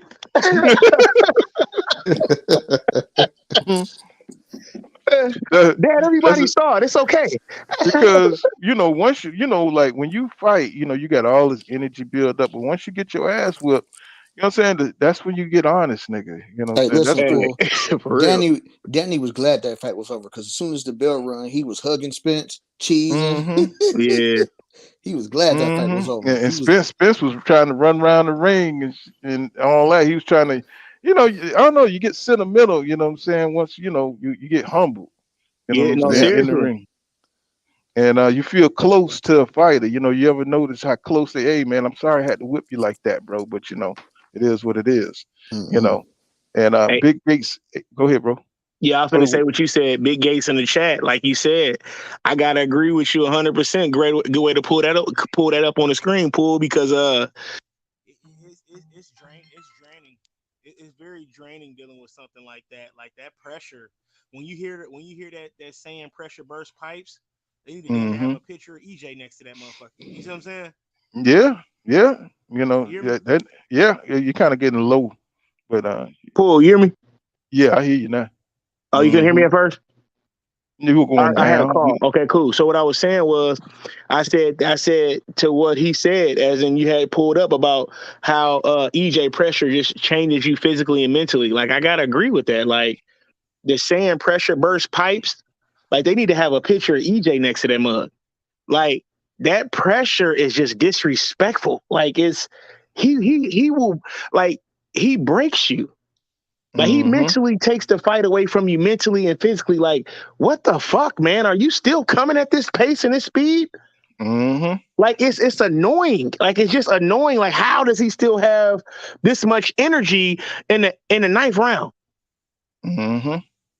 And, and Danny, saying he said, Spence is gonna throw 100 punches, bro. Yeah. He's gonna throw 100 punches each round. You know what I'm saying? That's gonna happen. You know what I'm saying? So, you got to be in top shape. You know what I'm saying? You got to be beyond top shape because, once he stop breaking your ass down, you know what I'm saying? It's like you're going to get weaker in the fight. You know what I'm saying? So Yeah. that's what I see happening to Crawford, bro. He's going to be a lot of his opponents allow him just to float out there and catch his win. You know what I'm saying? But he's going to have to do that shit with EJ on top of him. You know what I'm Yeah. saying? And that's going to be the difference. You know what I'm And saying? He can't. and I'll even go further to say this to even add to everything that you said. You're already on point. But to add to that, add this to that is if Bud gets out there, man, and he throwing all this shit and he catch Spence with something fucking clean and he don't fucking hurt him and he don't feel it like that, Mm-mm. go ahead and pick that man casket out. He gonna kill him in the ring. Not in the literal sense, I got respect for Yeah. Bud and everybody else, but you know what I'm saying? Like he's gonna do him. I mean, and it's the thing. We see this. You know what our problem is, Pool. You know what me and all of our problem is, and we give a lot of facts, but we ain't even touching on this. You know what our biggest problem is? We give Spence so much credit, right, that he deserved, right? Right. We're not even taking it into consideration that all the fighters we give Spence credit for, he beat they ass just off of just business. This shit with Bud is personal. He about to beat the dog shit out of him. You see what I'm saying? Yeah. Yeah. This shit is That's personal. This ain't exactly just business. This ain't just, well, this is my career, so I gotta win the fight. No, this is I'm about to show the world you ain't shit. Like he's right. about to do this. He about to do this boy so disrespectful. So that's what I'm saying. If Bud get catching with something clean and it doesn't affect Earl, Bud is going to be on a bicycle all night. And that's until Earl start breaking down them hips and them ribs and he got to sit stationary. I guarantee you, Bomac throw that towel in the same way Kenny Porter dad did because Bud ain't going to quit. So he's going to have to knock Bud out, which he's definitely going to. Or Bomac is gonna see it happening before it happened. He gonna see it happening before it happening, and he gonna throw that towel in. And I can see him throwing it in around the 8th or 9th round. He's not getting out of the 8th or 9th round. And Bomac, he didn't make it any better. You know what I'm saying? He didn't make. He made Exactly. sure this fight was going to be personal. You know what I'm saying? By saying the things he said, by saying that, saying a drunk ain't this or that, and saying we gonna fuck the dude up and saying things like that.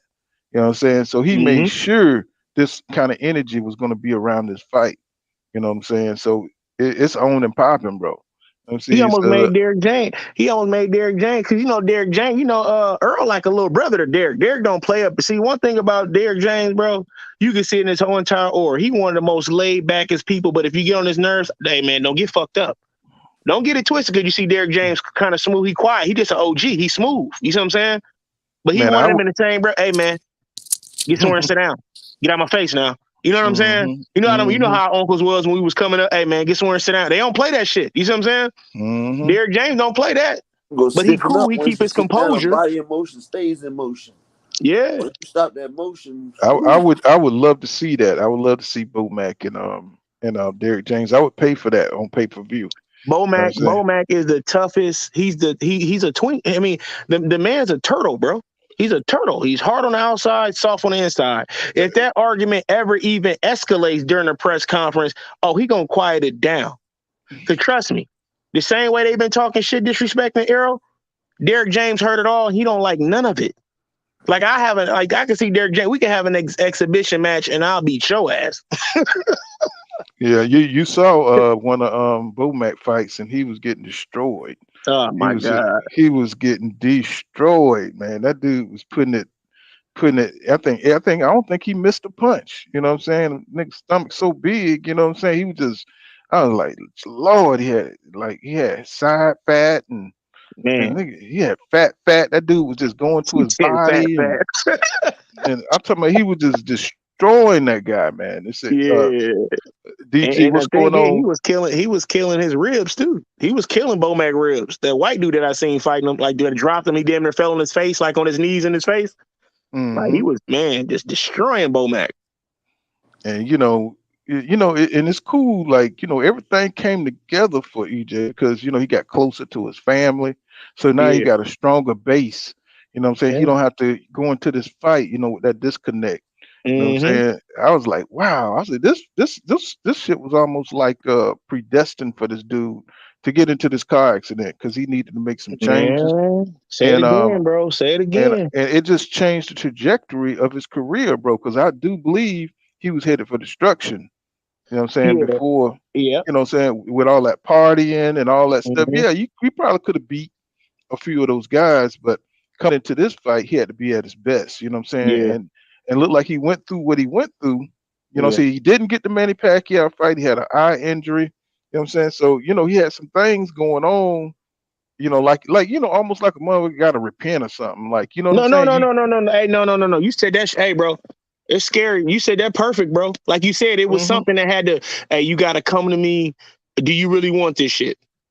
Like you said, it had to be like this big turnaround, this repent. It like you said, it seemed like he had to repent and okay, well, I'm gonna give you another chance. Like you said, it was just so many obstacles in the way. That's exactly how it seemed. How you said that, right? Like the trials of Job or something. You know what I'm yeah. saying? Like he had you seen the shiny burning bush on the mountain, and you know what I'm saying. You Mm-hmm. had to go through the trials and tribulations. You know what I'm saying before saying your life get better or something. And he went through it, man, and he came out on the other side. And that's what people, if you go through something like that and you get back on a world class level beating these dudes, imagine how Different, good you are, bro. man. Imagine. He didn't go through no therapy, no none of that therapy stuff, man. He did it himself. Yep. So, people, they like who they like, but they're not looking at everything. Oh, yeah, got I'm that lot saying, of background on. yeah, that's my boy. That's all good. But I'm with you. I'm with you, Paul. That was a great breakdown. Like, cause like you said, it just something had to happen, man. And the thing is, I tell people all the time, man. Sometimes you have to go through something to get recentered. Because think about how many times Big Earl have told him as in his father, like, "Hey, man, you got to calm down," or his mother, "You got to calm down." Or his girl, "You got to calm down." These are all people that really love him. So that's why I'm saying it to him. Sometimes when we the ones in the midst of it, we don't actually, we know what we doing, but we ain't as aware as the person watching us doing it sometimes. You get what I'm saying? So with him doing all the stuff he was doing and everybody telling him to calm down and he not listening, the universe only gonna give you so many times before it got to smack you in your hand and show you something. You see what I'm saying? Yep. So now it's like, okay, well, look, you've been playing you've been getting warnings from everywhere. Now, boom, I got to slap you. But it's exactly what he needed. And then with his son being born and all that, like he just really in the position of where this shit is for real. And like I said, when my first introduction on here was a couple weeks ago, it's my like third or fourth time on here now. But the first time when we was talking, we was on for like 3.5 hours that night. And I got to that point again. And if you notice, every time we be on here, I say it, bro. I'm starting to really feel sorry for fucking Bud, bro. Like, I think it's gonna be it's gonna be. I think I'm gonna be real with you. I think this is gonna be one of Earl's easiest fights, and let me tell you why. See, the thing is, we talk about Ugas. Oh, Ugas sat there. Ugas. Crawford don't have the body. Nor can Crawford get hit in the top of it, get hit in his face and body and neck. And see, because when Earl hits you, Earl beating you up, Earl hitting you everywhere. Earl hitting you in your elbow, your forearm, your back, your neck, your shoulder. Like, he hitting you and your hips. Like, he hitting you. Like, it's just like that's why like that guy had said on here and you popped it up. It just, he drains you mentally and physically. It's nowhere to go. And when he break you down and you got to stay there, think about it. Did Ugas really just want to sit there? Remember Ugas when you seen the epilogue, right? Yeah, I saw it. You see how his coach was telling him, like, you got to throw shots. He's just standing there. Man, the epilogue You was in the funny as He said hell. he yeah. don't want to throw shots. He don't want to throw his Hey, hand. Poole. Why didn't he want to throw shots? It's because he know He to would throw have to one, he's protect gonna get him. 3. Like that shit hurt. Yeah, and he was getting busted up And he's every just a time. man that didn't want to quit. And that's why I give him way more. I give guys 50,000 damn times the respect I give fucking Sean Porter and his dad. That was the most garbageous fight ever. I'm not gonna knock Bud. Bud got the win. It is what it is. But when you come talking to me about it, I don't credit shit. In my mind, I feel like it was a robbery. I feel like not robbery as in Sean Porter was gonna win. I'm saying as in it felt like 2 friends hit a lick. As in, well, you on your way out anyway. I can give you a couple extra dollars, and you're gonna build my name by me knocking you out. You're gonna build my name for the Spence fight, or me fighting you and getting a win for the Spence fight. Because Porter already said tons of times he was done. It reminded me of Roy Jones when he fought Mike McCallum. You know what I'm saying? Both of them friends, and they just went in there and made some money. You know what I'm saying? It just kind of reminded me of that fight. You know what I'm saying? Because everybody was looking at Mike McCallum because he was the body snatcher. You know what I'm saying? But he was old. And Roy gave him a fight just so he could put some money in his pocket. You know what I'm saying? And they fought like that too. You know what I'm saying? Because he was way too old to do anything with Roy Jones Jr. You know what I'm saying? And even though, Sean wasn't that old, you could tell he had 1 foot in, 1 foot out. And they just hit that leg together, you know what I'm saying? And I like that. I like that but you know what I'm saying? It wasn't good for boxing. Too. You know what I'm saying? But they played it though. They played it up right there. Hey, and Poole, I'm with you, bro. I don't even knock it. Like, I salute Bud for even doing that. Like, you know what I'm saying? Like, you knew y'all really friends in real life. You know your guy's on his way out. Let me get him a quick bag, and I'm gonna get a quick bag, and we get out of here.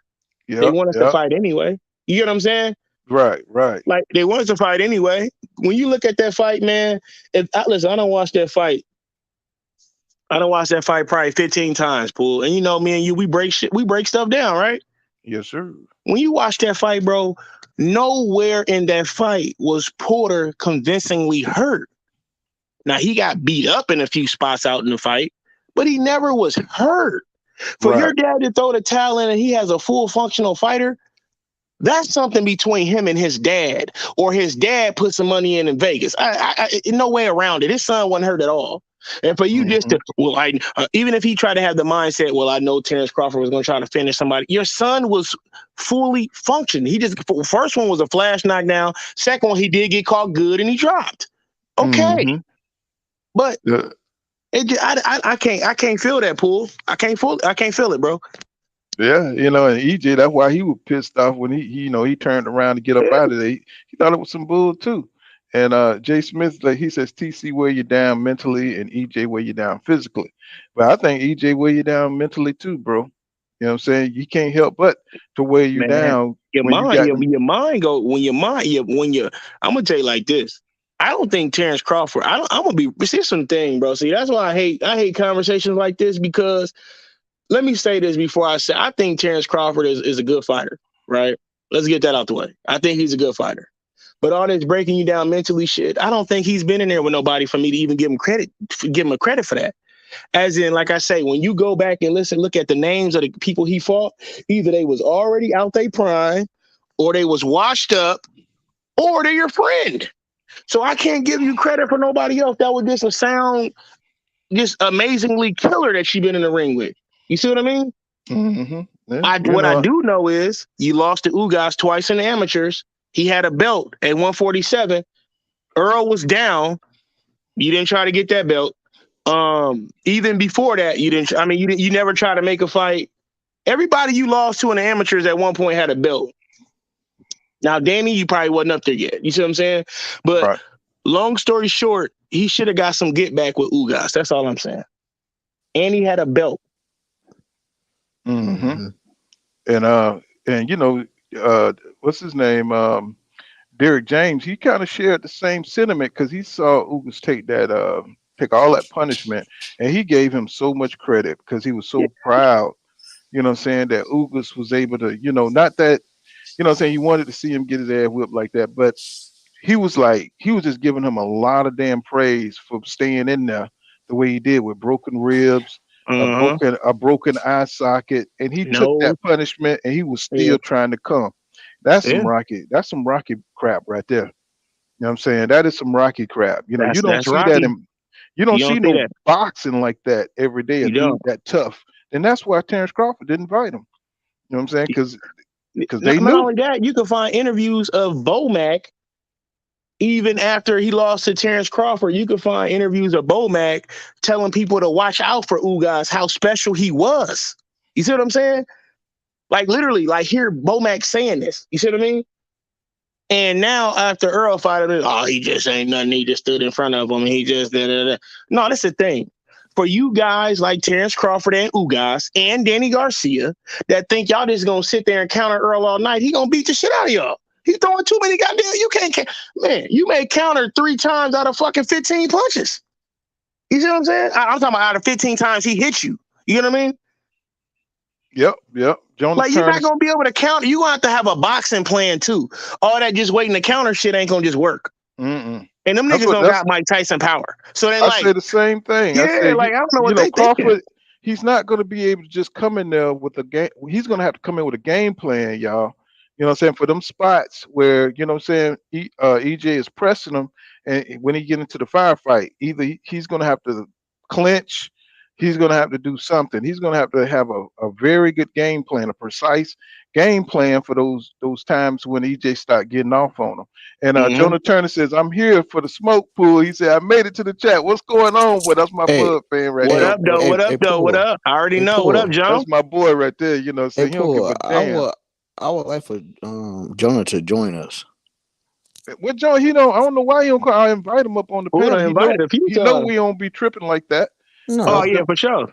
Let me get this super chat from Big Gates 86, $5. Thank you, my brother. He says, Kell Brook and Crawford. He said Kell Brook had Crawford's eye swollen in the 3rd round. By the 5th, 6th round, what do you think he will look like? How many body shots can he take? Well, that just That's a depends. fact. That's a I fact. think Bud is tough as they come, man. But he's not used to getting hit consistently. You know what I'm saying? At all. You know what I'm saying? I think that's going to be discouraging mentally for him to see this guy being able to have a consistent success of hitting his body, and I think that's going to break him down mentally, as well as him getting hit to the body. So you know what I'm saying? Because he prides himself on not getting hit. You know what I'm saying? Man, I got something for you. He I got prides something for you. himself on being he prides himself on being elusive. You know what I'm saying? For him to get hit, that's gonna break you to see That's gonna that break he his can't spirit. right. He can't do nothing about it. You know what I'm saying? Because he already think he's superior. You know what I'm saying? When somebody who think they superior on the court, see, I'm a basketball player, you know what I'm saying? And you go out there and you just going rat body ass, you know what I'm saying? And you doing you know what I'm saying? You hit them with that crossover and they can't do nothing with it, and you sinking threes from half court. That breaks their spirit. Yeah, ain't You know what I'm nothing you can saying? do about it. It ain't nothing you can do. If I play him too close, he gonna blow by me. If I give him room, he gonna shoot it in my face. Like, he just can't do shit. And I think that's the same kind of thing, when he start, working on Crawford and he starts seeing things not going his way, he's going to be trying different things to change the trajectory, and this is going to be breaking the spirit down round by round. You know what I'm saying? He didn't win that round. Oh man, you didn't win. You didn't win that round, bud. You know what I'm saying? You're gonna have to turn it up a little bit. You know what I'm saying? Oh, round 2, you didn't win that round. Oh man, you know what I'm saying? He hit me to the body, man. He's cutting off the ring. You know what I'm saying? You didn't win that round. You know, so you're gonna have to do something else, man. And that kind of stuff going on, it's gonna break Bud, bro. Hey, you just You know what I'm made me saying? laugh, Paul. You just made me laugh, bro. I just thought of something. Talk about, you lost that round. You lost that round. I guarantee when they tell his ass he down on the scorecards in this fight, ain't shit about to happen. He gonna keep running. He gonna be like, you know what? I'd rather lose on the card to get my ass knocked out. Right. You know what I'm saying? Now, it'll be funny to see how Bud react. Is he gonna react like a Zab Judah? You know what I'm saying? When Floyd start turning it around on Zab after the 6th round was over, and Floyd start walking him down and start really, you know what I'm saying, tagging him up. You know what I'm saying? Really start, going to work on Zab, and Zab hit Mayweather low to stop the momentum. You know what I'm saying, from changing completely over. Now, will Bud do something like that? Now that's going to be interesting. You know what I'm saying? To see if he get emotional like that. So Big Gates 86 said, I think it's going to go 12 rounds, but Spence work rate will separate the two fighters. I don't think it's going to go 12, bro. Um, Tony Rivers says Crawford is going to retire after Spence. And I think so too. After a fight like that, and you don't put your all into it, bro.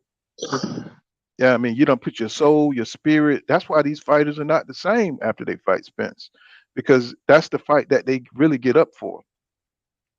And LC, what's going on, LC? He says Errol versus Bud would be like Pac-Man versus Margarito. He said the more pressure, the more damage Errol will take. He says the more damage Errol will take.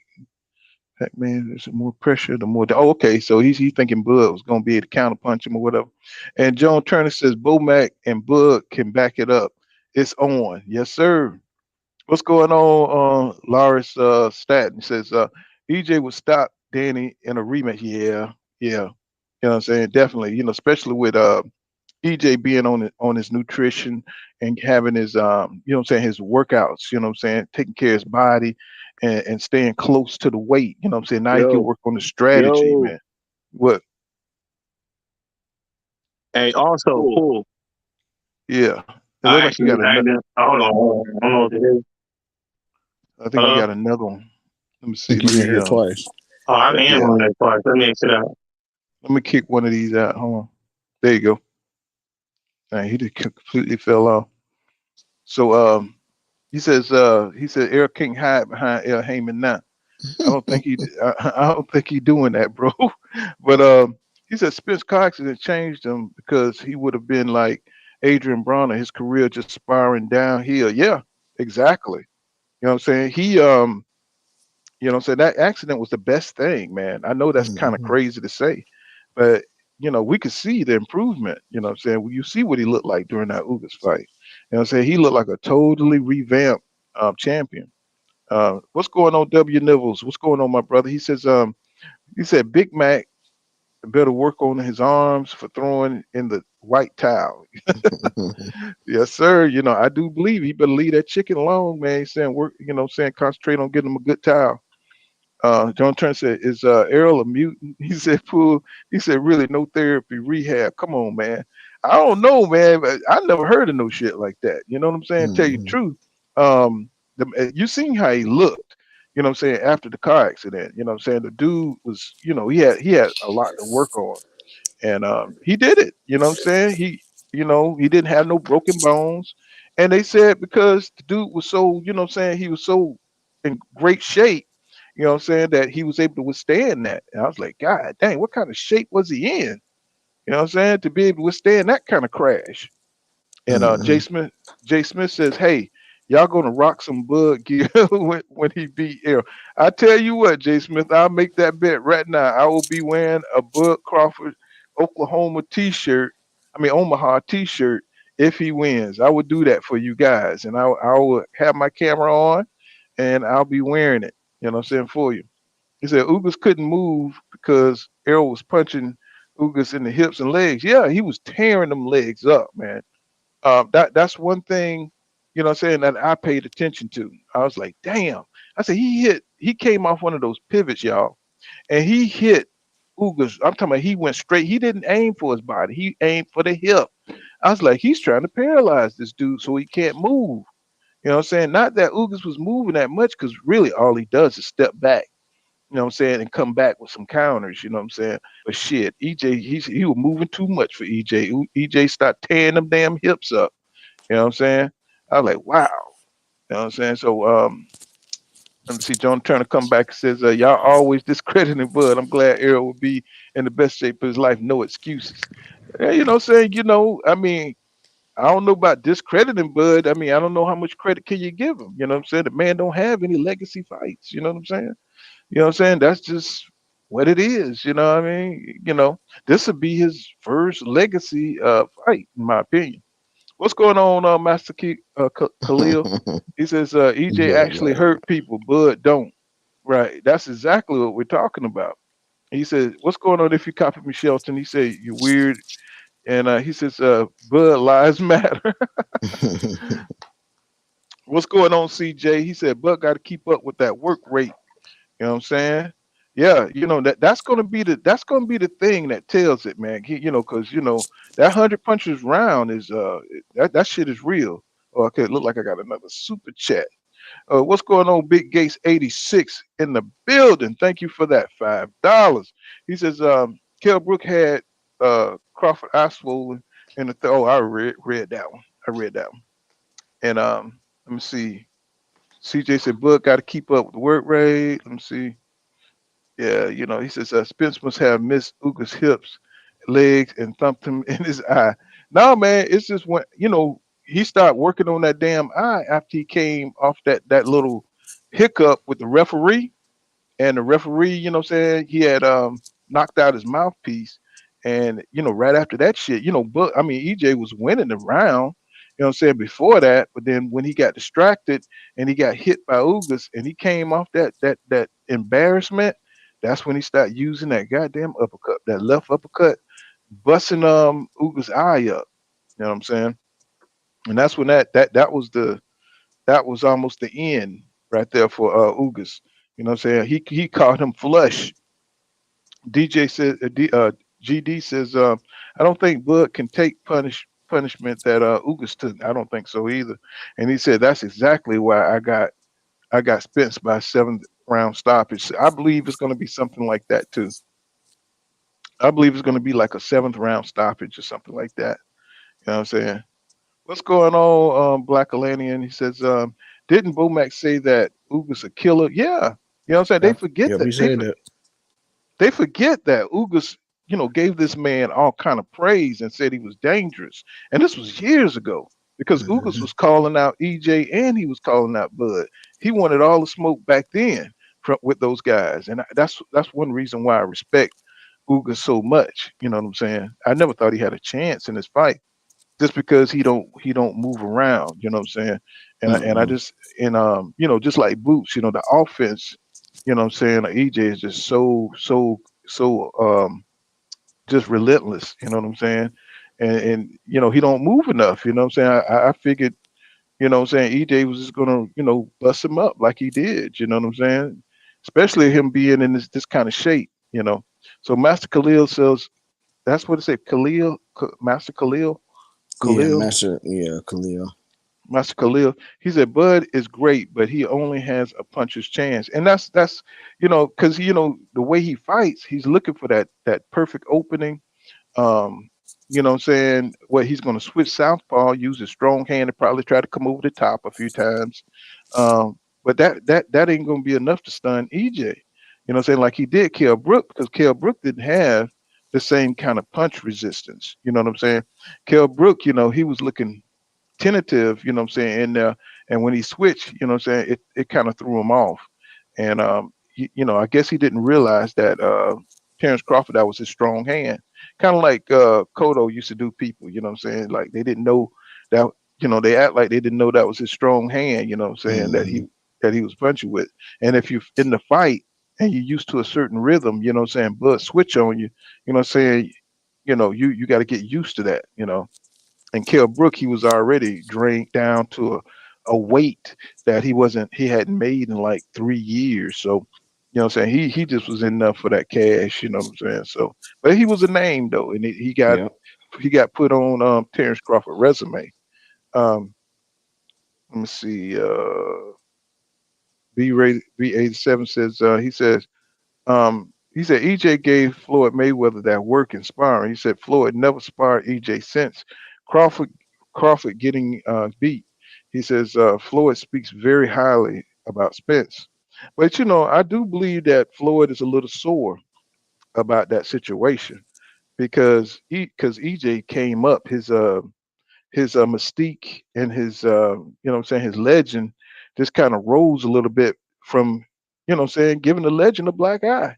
That's kind of embarrassing. Don't you think, Charles? Don't you think? You there, Think so? Charles? Yeah. Yeah, You can hear me? yeah, don't you think that's kind of embarrassing? You know what I'm saying? Your whole reputation grows for giving, Floyd Mayweather a black eye. Yep. And you know what? I got a friend of mine. He was a boxer.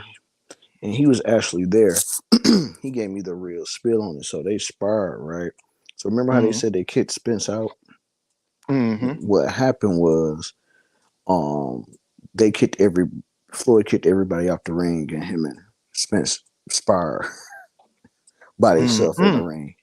And when everybody came back, they said that he said Floyd was singing a different tune. Mm-hmm. I guess he didn't call him what he called him then. Called him a B Yeah. then. Oh yeah. Had, After he called him a B. Yeah. They sparred. They went back in that ring and sparred. And Spence was working them. He said Floyd kicked everybody out. And then they sparred again. They said when they came back, Floyd was singing a different tune. This is the next world champion, But Mm-hmm. Tim Bradley, when he sparred Terrence Crawford, he said he sparred him just, I don't know, I forgot how many rounds it was. But after going a few rounds with Terrence Crawford, he said, "Man, you're not a sparring partner. You're a champion." You know what I'm Mm-hmm. saying? And I said, I thought that was cool. You know what I'm saying? But who the hell is Bradley? You know what I'm saying? Tim Yeah. Bradley. You know what I'm saying? He ain't. But Tim, I had to give Tim Bradley his props because he did go out there and fight. He did have skills. But what I'm saying, the Manny Pacquiao thing was just kind of crazy. How he got those wins off of Manny Pacquiao. Big Gates 86 says Bud had more than a puncher's chance, bro. You know what I'm saying? And he said has more than a puncher's chance. Master Khalid says Bud can't win on the card, so he has to knock EJ out. And that's what I'm thinking. He's gonna have to really hurt EJ, you know what I'm saying, to have a chance in this fight. Uh Joan Turner says, watch Earl's face and reaction once Bud hit him to the body. He said Bud would not start slow in this fight. And he started slow in every fight. You know what I'm saying? Mm-hmm. I mean, You can't I just go out there believe and change something. I mean I believe he can start fast, but that would be taking a big risk, you know what I'm Yeah. saying, for him to start fast. And you know what I'm saying, or just trying to do something different than he normally do. That's going to be taking a chance, you know what I'm saying? Mm-hmm. A lot of these fighters are superstitious, you know what I'm saying? And they don't like to change, you know what I'm saying, the way they've won in the past, you know what I'm saying? Some of them win the same draws that they had in the amateurs, you know what I'm saying? Same Mm-hmm. jock straps, you know what I'm saying? And for him to come out there and switch it up, that'll be interesting to see, you know Yep. what I'm saying? Master Khalil says Errol retires fighters. He said you never seen Bud beat anybody up as bad as Earl. You know what I'm saying? So Jay Smith says they talking to each other. They talking to each other. Oh, okay, my bad. Let me see. If it goes to decision, Bud not winning. Let me drop the link for Morgan. There you got. Yeah, I was reading There you his go. comment. He talking about some. I can see Bud winning decision too if he can stick and move and land his punches cleaner. And see, he ain't gonna be able to stick and move. Spence gonna be right there every time. Right. If you notice, he be hitting them damn hips.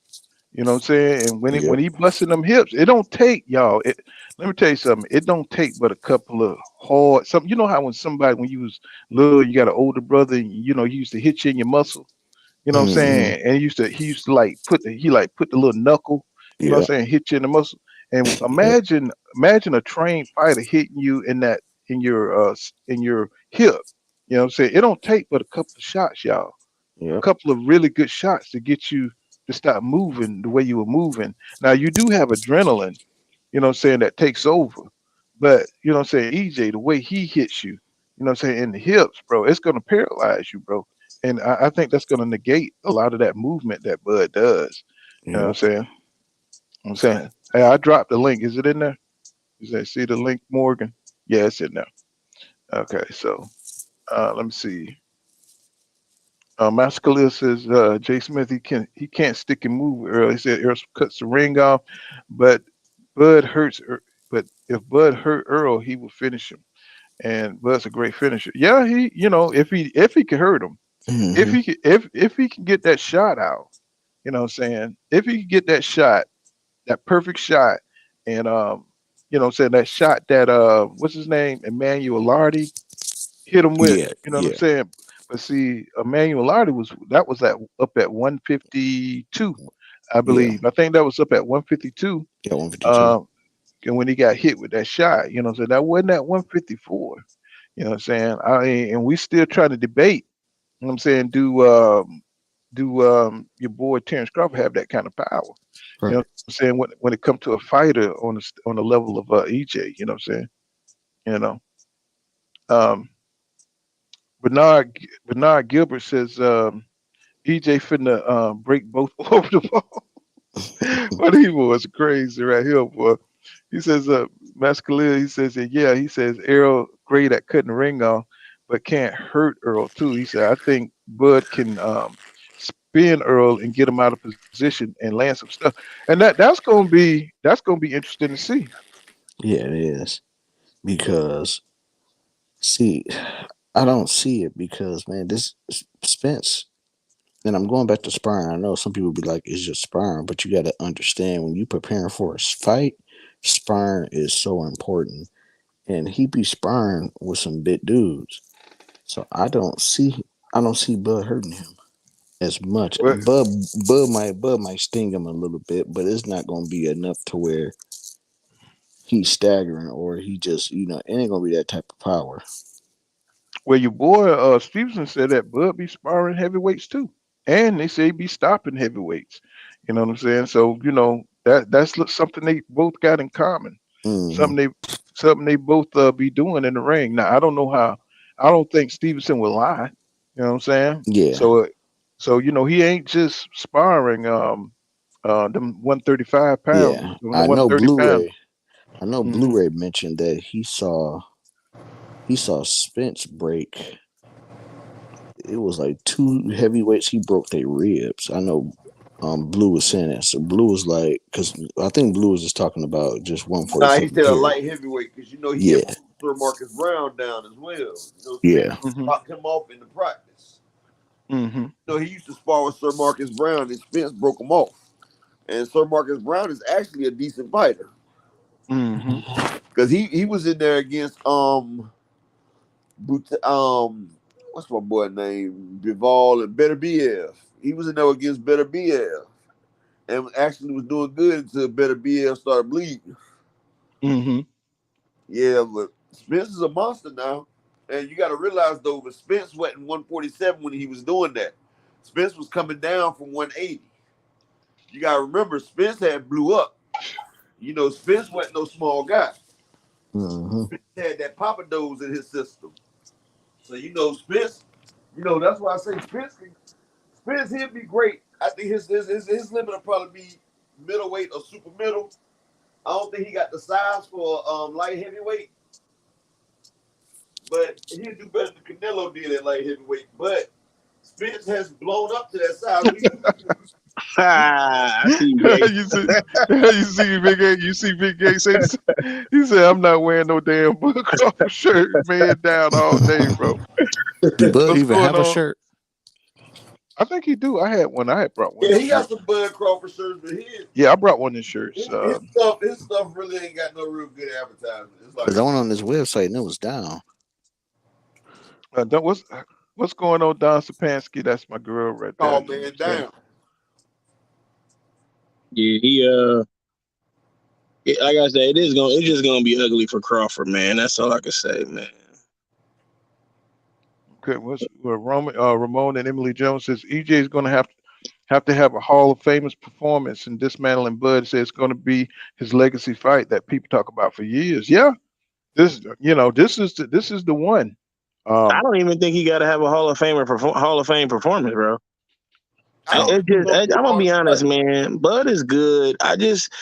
When you look at all the fights Bud has been fighting, all the people Bud has He been ain't been fighting, fighting nobody, it's man. hard for me to just put him over the hill because everybody he fought, he always had a tremendous advantage. Like Gamboa was 4'6".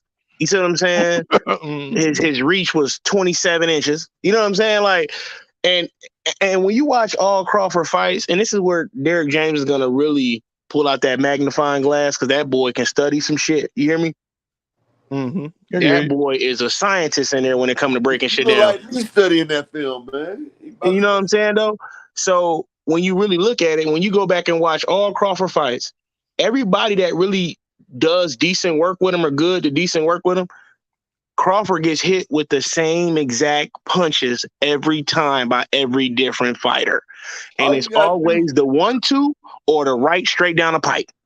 The straight right down the pipe. All you gotta do is look at the Hank Lundy fight. Hold on, not even that. Now think about this. That right straight down the pipe, he gets caught with it viciously every because time. he pulled back. He pulled Yup. back in the fight. Dude, I'm on But the show. thing that helps him when he do that is he's able to switch on orthodox fighters and go southpaw, which eliminates some of that. You see what I mean?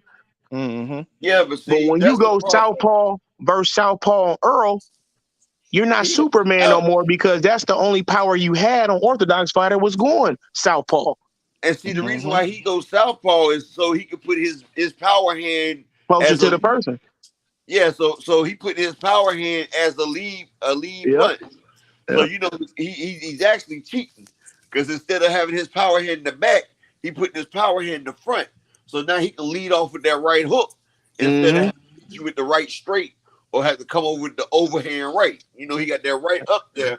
And if you notice, when he does switch southpaw, he always stops somebody with the right. He always stops with the right. Because, see, people don't see that right because now they worried about that left. They worried about that left now because he in a southpaw. That's how he hits them with the shot they don't see coming because while they worried about that left, he flushes He hit him with that right every time. With that right every time.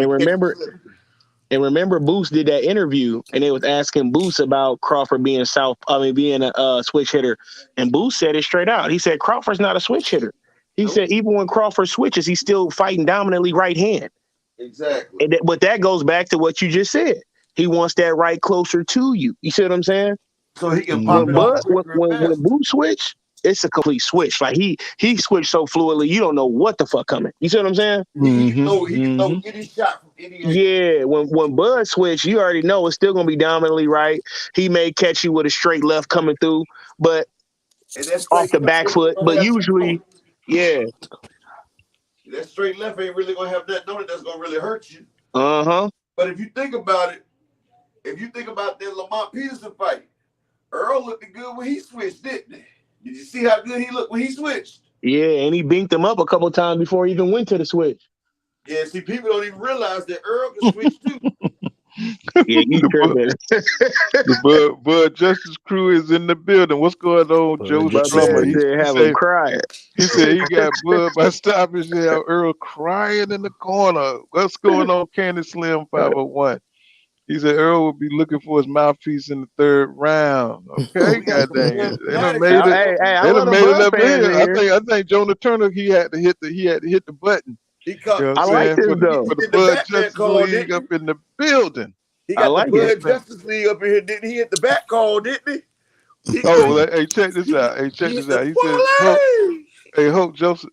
He must be was on Blue Blood the other day. He said, "Pull you a cornball." He called you a cornball. Word. Hey, but you on the channel watching though.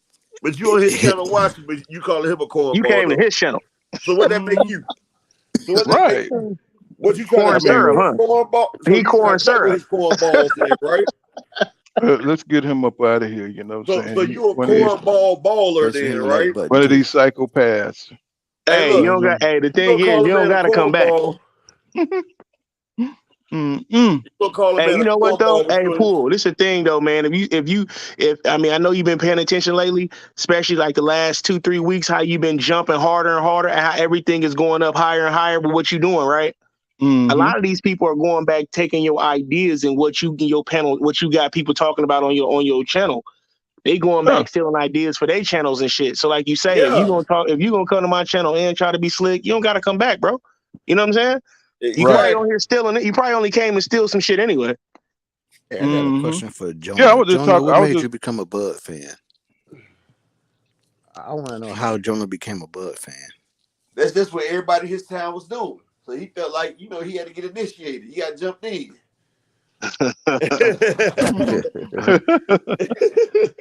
Ain't that right, Joe?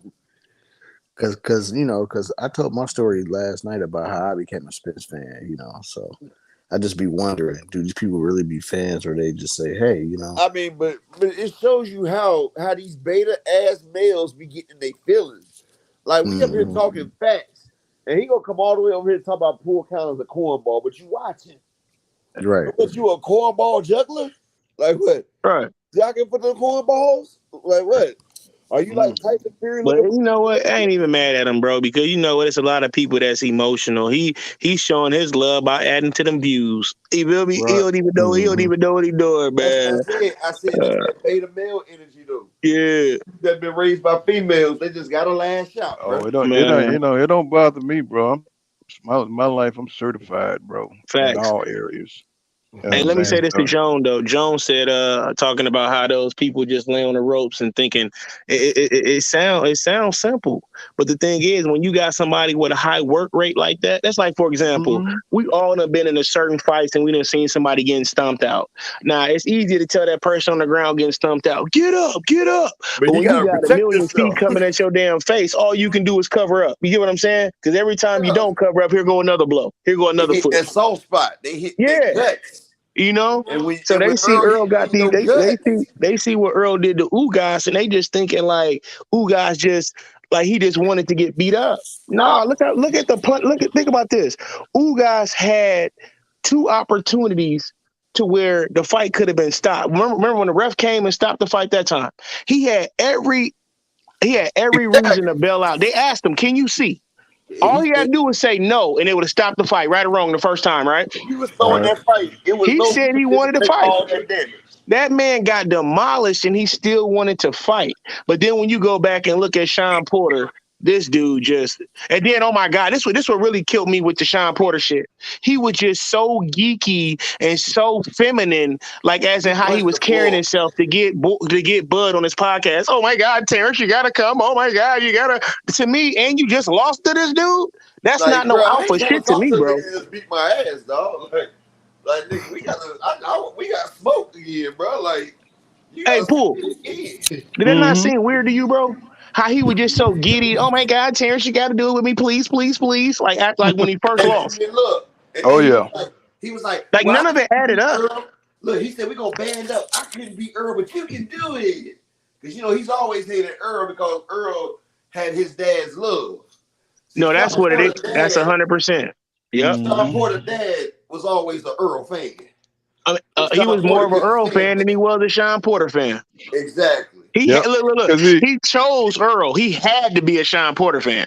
Yeah, he chose Earl. But he saw that talent. He saw that discipline. You know what I'm saying? He saw that discipline in EJ. Sean Porter ass up, boy. That his dad would train Earl too.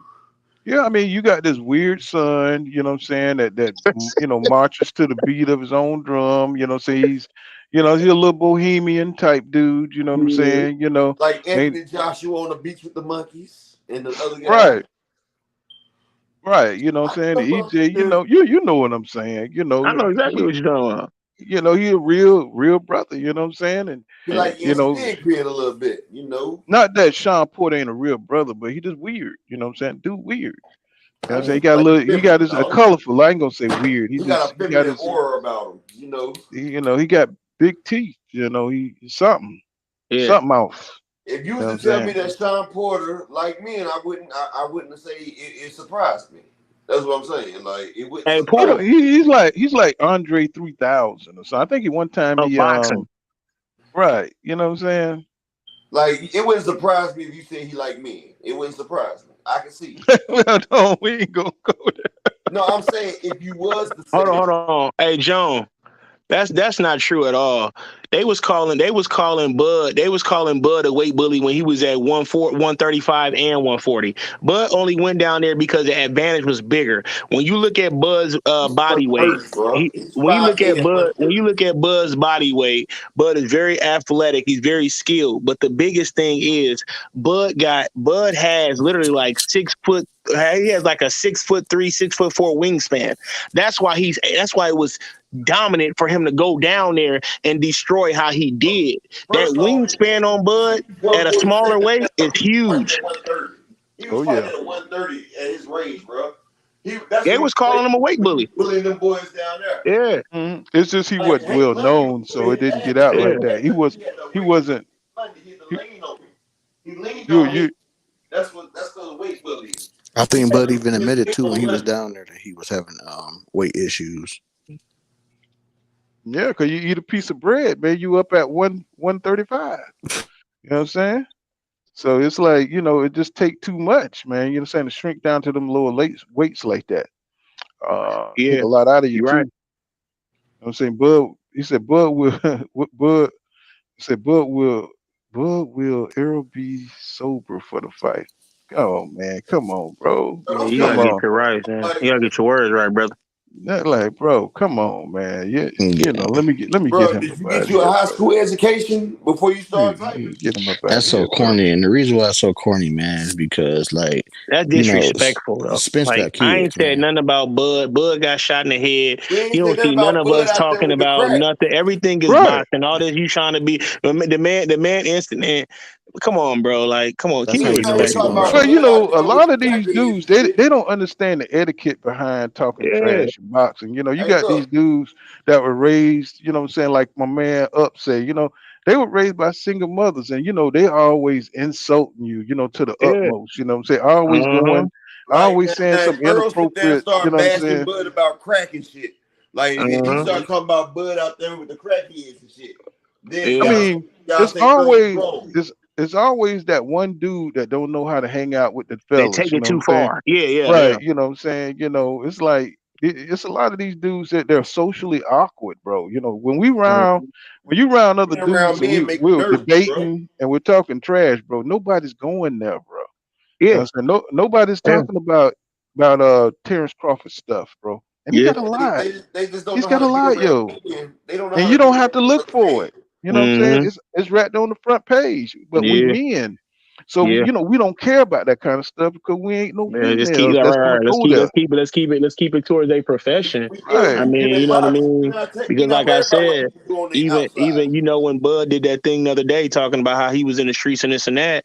I mean, think about it, Paul. We didn't come out. That could be a topic today. Nigga almost got himself. No, that's not what it's about because he's here. He's a great father. He's taking care of his people. Right. So That we ain't gonna got keep nothing to it do with him boxing. You boxing. feel me? That's Yeah, that right. ain't got That's shit to right. I do mean, with Yeah. Bud boxing. is he's a great dude. He's taking care of Yeah. a lot of guys. He got a lot of He's hanger-oners, made it bro. He got a lot of people that need him. right. He's made it out the hood.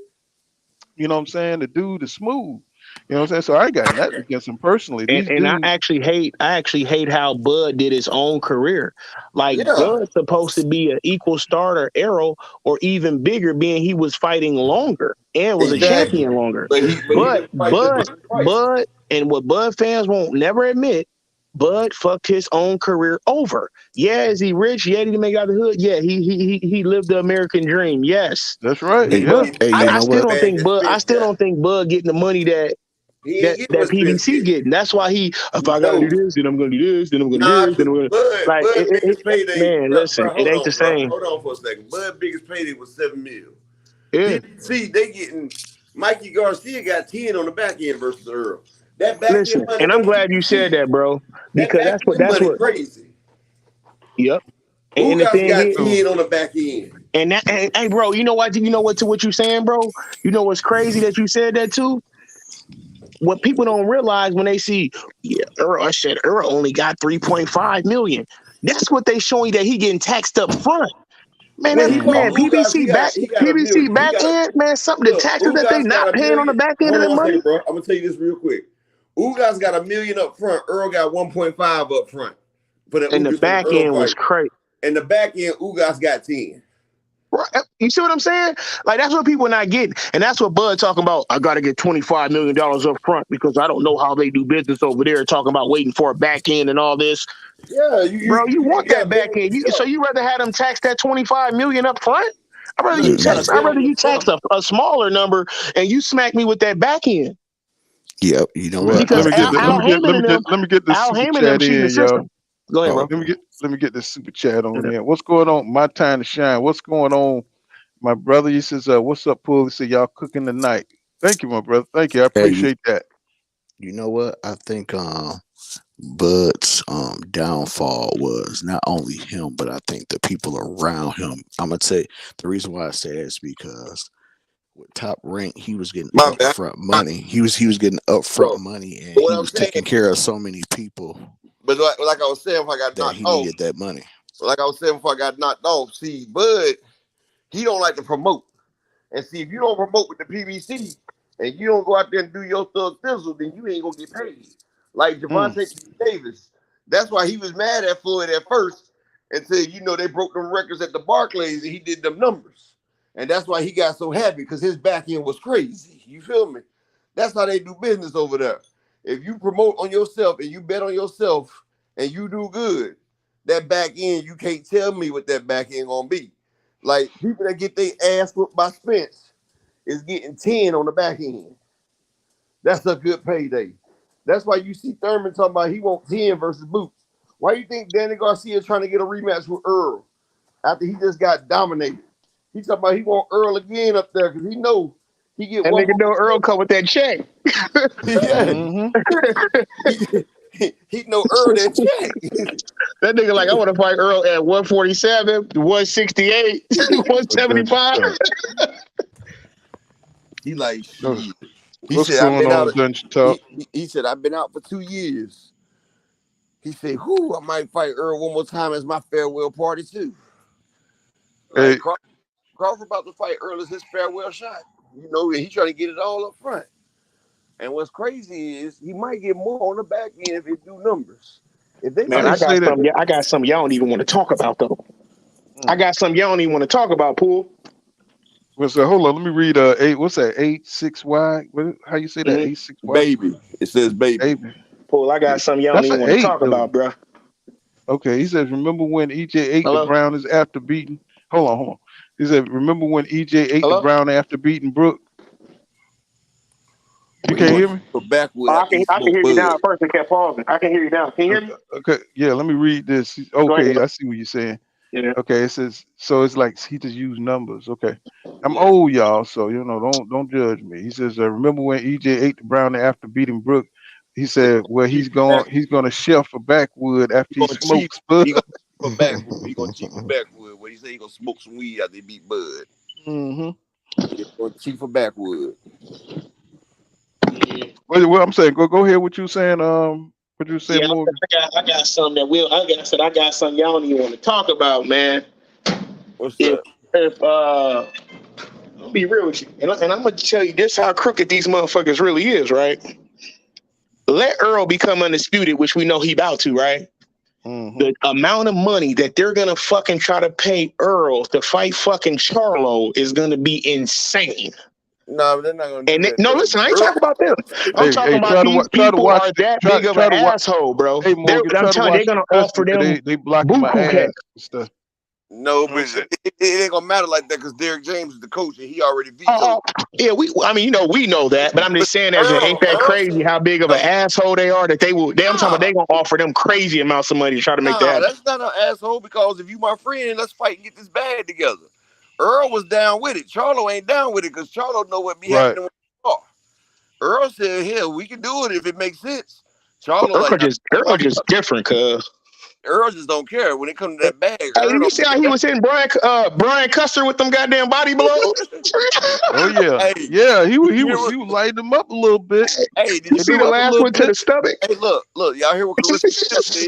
Cuz an asshole, cuz. Hey, bro, hold on, bro.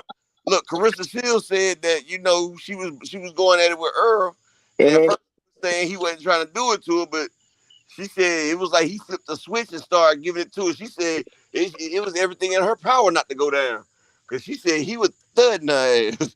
Man. She said she'd never do that again. Hey, dude, the asshole, cuz when he hit Brian Custer with that last one, I said, God damn. Now that's like Canelo when he was beating that reporter up that day. Canelo was that reporter wasn't that old. That reporter wasn't that much older though. I mean, well, Brian Custer, he wanted to let Brian know, like, hey, make sure you don't be saying no bullshit now. Now Earl just like that. I can see Earl doing that shit with his dad, cuz. Hey, I seen the video where he did it to his homeboy, like his homeboy. Yeah, with no gloves. Yeah, when his homeboy snuck him. That's crazy. Boy, he was tagging his homeboy. I said, ooh, that look like that hurt. I said, boy, he was hitting him in the gut too. He was hitting him in the gut with them fists, no gloves. So his homeboy, don't quit now. Yeah, Earl's like, yeah, you snuck me. I said, ooh. I said, he gonna feel them shots tomorrow. Oh, you talking about when he was hitting them they were hitting each other in the stomach? Yeah, they were hitting each other in the body. The body blows. Earl said, like, oh yeah, you snuck me. I said, Oh yeah, that was his cousin. He said his cousin had just got out of jail and he thought he was tough. Yeah, boy. He tenderized that dude. He was a big dude too. He was way bigger than EJ. Yeah, but he got tenderized. I got a question, y'all. Do y'all think Bud's big enough? And I gotta use the word big enough for this. No. Do y'all think Bud is big enough to sit in the pocket and be forced to fight how Ugas was? Because it's going to come a time in that fight where he's going to be forced to fight fire with fire. That's what I say. Nope. He's not big enough. I think Bud has Earl told him a long time ago. Division. Earl told him What a long you time say, ago. Charles? You, bro. Like now. See what you say? Into the division now. But I don't think it's going to be enough to stay in the pocket, though. I don't, bro. That's going to be his best bet, though. That's the crazy thing about it, though, because he can't box easy on the outside. He's going to have to try to take the Sean Porter route. But the only difference is Earl going to have that strength and conditioning for that route, too. Yeah, he didn't have it for the Sean Porter. He going to have it this time. Bud can't fight on the inside because Hank Lundy was on the inside slipping and popping him. Yeah. And that's where Hank Lundy was scoring everything. That's why Derek James and EJ be laughing about that Bud fight, because if you watch, Mean Machine was on the inside and dropped Bud off. Yeah, Bud got on the inside and dropped them off. Bud is weak on the inside because his arm's so long he can't loop his shots. Hey, bro, you said it perfectly. And that's why Sean Porter looked like even though he was missing hella shots, that's why he looked so active on the inside, because he had them shorter arms. Bud does horrible on the inside because he got a 74-inch reach. And when you plant up chest to chest and you don't know how to, why you think Derek James yelling out, Earl, short shots? Because he understands you got to play with your reach when you're up close. It's all about adjusting that reach. And Earl practiced short shots. All day. That's part of the 47 pounds. Yep, Yeah, all day. you know, EJ, he's one of the best inside fighters I've ever seen, bro. Oh, for sure. One of the best insides. I mean, I think he's better than Tyson on the inside, honestly. And Tyson was a monster on the inside. Yeah. You know what I'm saying? Well, the way he able to get leverage, you know what I'm saying? I think that's the trick for EJ. He's able to get leverage, man, on those little short shots on the inside. Yeah. He keeps his foot positioned where he can dig on the inside. Like he's digging. And plus, he practiced that. And he's not like these part-time body hunters. He's a real body snatcher. He does not go away from that body. Other people look at the body, but they still keep going for the head. EJ realized, boy, the softest part of the body is the body. That head hard. And if you get that body good enough and tenderized enough, you take away the body, the head gonna follow. You hit a man in the body too much, he gonna drop his hands instinctively. Like when you hurt somebody to the body, they can't react, they can't guard their head because instinctively they're gonna drop their hands to guard that body.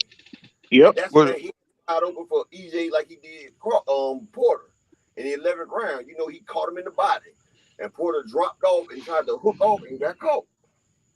See, the only problem, Jonah Turner, is he says the question is, can Errol take the onslaught that Bud brings? Is that Bud? That's what I'm gonna say. You know, he only brings onslaught when he's in control. You know what I'm saying? When he's in control of the fight, that's the only time he turn up. You know what I'm saying? Or if he gets hit real good, if he gets hit with a shot, that's when he turns up. You know what I'm saying? So that's the only time he really tries to lead. You know what I'm saying? So Earl hits him, that's what's gonna mess him up though, because Earl gonna catch him with a shot, and his pride gonna kick in, and he gonna want to fight Earl, and then he gonna want to get in there, and he gonna try to start throwing, because you know when Bud get hit, he start throwing all reckless, and when he start throwing them wild looping shots, Earl gonna pump him with that jab, and reset him, and then he gonna send something home down that line. He gonna reset that man, and then he gonna cut the power button off. Hey man, do y'all know how hard that right gonna be? Come like to what my man just said. Do you know how hard that straight right or even I hope it ain't no fucking left that comes straight down the pipe like that. But Woo. do you know how hard that goddamn right jab gonna be? It's really gonna be a 1-2 to keep it real. Y'all know that. Either it's gonna be a 1-2 or a 1-1-2 coming But straight down the pipe. I mean, With that he high put so guard, much. he good with that shit. Man, With that high guard. Well, and he that put high. so much torque. He So brought much up that high torque, guard, man. didn't he? He He just got brought up that that high high guard. guard, right? And That he got high that guard high ain't no guard. He can joke. So throw when off you trying to that. throw them combinations against that high guard and ain't hitting shit, and the motherfucker walking Catching and into shooting. you while you throwing it, see they give Crawford a lot of praise off this fighting off the back foot shit. Yeah, it work when you fighting somebody who don't got shit, but when you But you fighting got that somebody with high a stiff guard. and sturdy jab, with a high guard and a stiff and sturdy jab, you walking backwards ain't doing nothing but putting you closer and closer into the corner or the ropes. So let me see. Dungeon Talk says when Bud get tagged with a solid shot, he want to get his lick back. He said that's when he's gonna get knocked out. Oh I yeah, think so too. exactly. That's when he gonna get hurt. But we can watch the 7th round of that Ugas fight when Earl threw that uppercut and broke that man's eye. You can see it. Yeah, he You did can beat see when he did Benavidez, it. Joan Turner, but he had to figure Benavidez out. He was mentally stunted for a long time. You know what I'm saying with him. Benavidez had one leg, John Turner, and it took him to the 12th round to do it. And I don't think Right. John Turner understand how hard it is to box with just one leg. Oh, That man's leg went out, and look, the leg got went out another in the 9th round. Bud fan up here. He says 10 welterweight stoppages in a row. Crawford the only one. Arrow stops was Ugas. Hey, A Marcel, C plus. You call Ugas a watch C this. plus fighter? You must be a Okay, casual, bro. You well, got to be. look, if Ugas a C plus, then Bud is a D fighter because Ugas beat Bud twice. But let me tell you one thing, Marcel. You talking about the 10 plus stoppages? No, he had 6 because he didn't stop post style. Yeah, he had that one in between. But even with that 10 plus stoppages in a row, Earl has a 78% knockout rate. Bud has a 76. So Earl's knockout rate is more than Bud's. Go look it up. Box rate. Go look it up.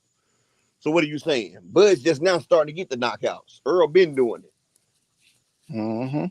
And that's So facts. Go look at black and white. That's facts right there. You speaking off your feelings. I'm speaking facts. 78% to 76%. I think 78 is higher. Jalen Cloud says Spence has to find the distance early so he can put some hurt on Bud. That's the truth. That's the truth. And that's crazy because people always talk about Earl has been stopped. Earl only went 3 fights without stopping somebody. And it was 3 fights. It was 2 fights where he was weight drained, and the other one he was coming off a car accident. He didn't stop Garcia, Mikey. He didn't stop Sean Porter, and he didn't stop Danny Garcia. If you forget the fights before then, they was all stoppages. Come on now. Y'all people talking out of y'all feelings and talking out y'all ass. Y'all casual. Well, they just talking wearing to khakis. they're just talking to say something. You know what I'm saying? Yeah, like think about what you say, man. Like, you know, that movie 1,000 Words with Eddie Murphy. When your life goes down each time you say a word, maybe y'all stop saying some dumb stuff and think about what you're really saying. Your words have meaning. Yeah, Bud might have them high trunks on like Porter did. So baby says he says Spence mentally and physical pressure makes the ring seems a lot smaller. Yeah, you know what I'm saying? That was a hell of a comment right there about him. Mikey Garcia told you that. Mikey Garcia said, "Boy, it's overwhelming pressure, bro." He says, "Hey, and like we talked about the other day, when Spence whole stance is he's turning you." He's turning you into a circle. Either you're gonna do a circle ring dance, or you're gonna end up in a corner. You get what I'm saying? That's why Derek James said you're gonna fight where Errol wants you to fight. This man is so calculated with everything he do that it's almost fake. And he steps when you step. He keeps his always in position. He's never out of position. Never out. And his stamina and his shit is always to the max. So you not he said to the fight 110%. Like baby go ahead. Oh, baby says can we talk about how Bud pretended he faced no adversity in his welterweight campaign? Says he says he's the best because no fights were close. Dude got dropped. Laugh out loud. Man, he was down in a Porter fight. So he kind of teaches fans how to talk because they only talk about accolades. They don't talk about the actual, you know what I'm saying, the actual nuances of the fight. You know what I'm saying? Because it don't really support the narrative. You know what I'm saying? Behind got in that down and dirty with him and dropped them off. Mm-hmm. Hank Lundy had any power, he would have did Bud dirty too, because he was catching Bud all. Bud Like you said, got teaching his fans how to talk and bring up points, viewpoints. Because a lot of these people casual, so they don't be really knowing. You know what I mean? look, they can say things and actually thinking they saying a real good point and looking dumb as shit. For real. Like, Jalen Cloud, he makes a good point. He says, Bud get knocks out from shots. He hits you with you don't see. It's not the power, it's the speed of the shots.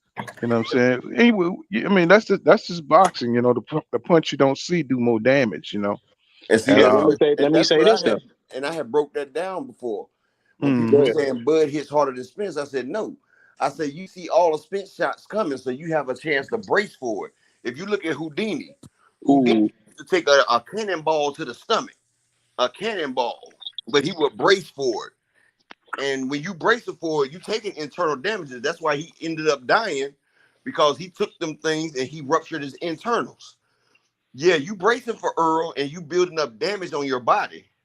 So you might not go down then, but it accumulates. You seeing everything that's coming, but it's accumulating on you. And when you finally break down, you break down.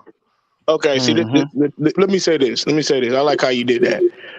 I like how he worded that too, right? With Bud, it's always what you don't see coming that can hurt you or knock you out, right? As in his past fighters, right? But when it come to Earl, it's just, I'm going to break you. I'm going to take you. I'm going to take your soul from you. Like, he'll turn a man into a fucking child. As in, you thought you was tough coming in here, but I'm going to strip you down before you leave out this ring. That's why it's almost like you're going to kiss my feet before you walk out of here. I think this is going to be the first fight. This is going to be the first fight we see Bud get broken down mentally, bro, and physically. You know what I'm saying? I do believe that. Bomac going to have to stop this fight. Why? Bomac going to listen. Bomac, I can see it right now. I can see Bomac trying to stop the fight, and Bud, after Bomac throw the towel in, Bud still pushing the referee. No, fuck that. Trying to make it seem like he ain't getting his ass whooped. Let's go. Keep going. He's talking about, thank you, Bomac. Thank you, bro. Thank you. That's what he said in his head. But out loud, it's going to be, what the fuck are you doing? I'm done with this shit. He gonna try to make it a scene, but I'm telling you, y'all, he about to fuck him up. Like, I'm talking about this. This ain't gonna be as good as people think. This ain't gonna be as good as people think. And that's what I say. Like, Bud could be great too, but he hasn't had the fights to make himself that way. He hasn't pushed himself, so he don't know what's his limits. He don't know how to get past his limits because he's never been pushed to the limit. And when he fought Gamboa, that was his hardest fight at that time. And you see he got better in the next fight. Because he grew off of that fight. That's why I said, when young boxers first get started, they spar against champions. Because sparring against a champion, you're getting all that experience you need, because you can't beat a champion, but that champion teaching you. And you're giving him good work. He getting a young, fresh body, and he teaching you knowledge on the way. Like when Floyd used Earl to spar to get prepared for his fights. Floyd's opponent was nothing like Spence, but Spence got him in the top shape that he could be in. he almost took that man out. They had to kick Earl out the daggone gym because he was going too hard. They was like, hold up. This ain't no regular daggone sparring partner. Hey, nope. I gotta stop you right there because you telling too much truth, bro. You telling too much truth. You see what I'm saying? I gotta add this into the truth you telling. Earl was a young cat. We got some funny comments here. Earl was a young. Hey, y'all, was Earl not a young cat when he sparred Floyd? Yes, he was. Now remember this. Floyd told him when he got out the ring, what did he say? What did he say? Floyd said, "You still hit like a bitch, right? You all right for a bitch, right?" Yep. Even a young Earl at that time in there with a legend like Floyd at that time said, "What? Let's put the gloves back on and we can go to somebody drop." That's just a different breed, cuz. That is a different breed at that time. This wasn't the Earl of today. They threw Earl out the gym after that performance. Right. Floyd was on 10. Hey, W. Nibble said Crawford is like a local rapper going up against Jay-Z, which would be Spence in this analogy. Hey, that's a good one. Yep. That's a good one, bro. Hey, Crawford like your high school All-American, and he just got drafted to a D1 school. Nah, Crawford like that gym teacher. Crawford like that gym teacher that really hooped back in the day. That's actually being a gym teacher with like sixth graders, and he just in there fucking them up every time they got gym. They playing basketball, and he just kicking all the kids' asses and shit. Cause he 27 and these little kids is 12 and shit, and he doing all his good moves on them, spinning and dunking on their ass and everything. You see what I'm saying? He remind me of that type of motherfucker. He like Lomachenko in the amateurs. Lomachenko 26 years old beating up on 16, 17-year-olds, and then everybody giving him all them accolades for it. Mm-hmm. Lomachenko got all them amateur wins, not mentioning that the man was 26 when he left the amateurs. Mm-hmm. Jalen Klaus's spin shots are thudding and hard. Plus, a lot of guys are shelling up when Spence is landing hard shots. You know, I think Up be talking about that a lot. You know what I'm saying? How they brace for his shots. You know what I'm saying? That's why they don't get knocked out. You know what I'm saying? Because they're trying to survive. You know what I'm saying? Jalen says, when you hear Crawford fast talk, he said they always say, but it's gonna hit you with that shot and you get out of there.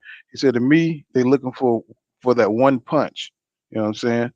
And 3 Pump says Bud gonna lose all his fans after the 5th round. Spit's gonna bust him up. That boy crazy as hell right there. They gonna disappear. They gonna become Boots Ennis fans. You know what I'm saying? Poole, don't be surprised, Poole, if we start hearing this fight is fixed. Don't be surprised if you start hearing people saying, "I can't believe Bud, he threw the fight," as in it just looked that bad. As in how he talk about everybody else shelling up.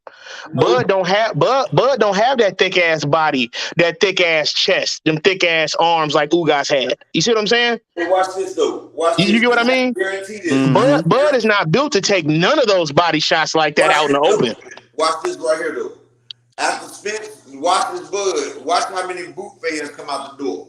Well, Spence can't do the boots. All the Bud fans are gonna become boot fans. Watch. Hey, they gonna act like Earl never told them only got one more fight at 147, meaning Terrence Crawford. Now, as soon as Terrence Crawford lose and he get all them belts, watch him. Yeah, but he running from boost up. But he beat the fuck out of your fighter. Beat the dog shit out of your fighter. Your fighter's definitely gonna retire. You best believe they're gonna act like they never heard of Terrence Crawford. See, Terrence Crawford is just a vehicle, you know what I'm saying, to get the Errol Spence Jr. because he got the fight. You know what I'm saying? A lot of these dudes are Keith Thurman fans. A lot of these dudes are, they just hate EJ. You know what I'm saying? Who the hell fell off? They hate Al Heyman and shit too. They hate Al Heyman and all that right there. They hate Floyd Mayweather. And people know that EJ really was pushed out here by Floyd Mayweather. You know, Floyd Mayweather. That's why the old people really hate Earl, because Floyd Mayweather gave Earl his stamp of approval.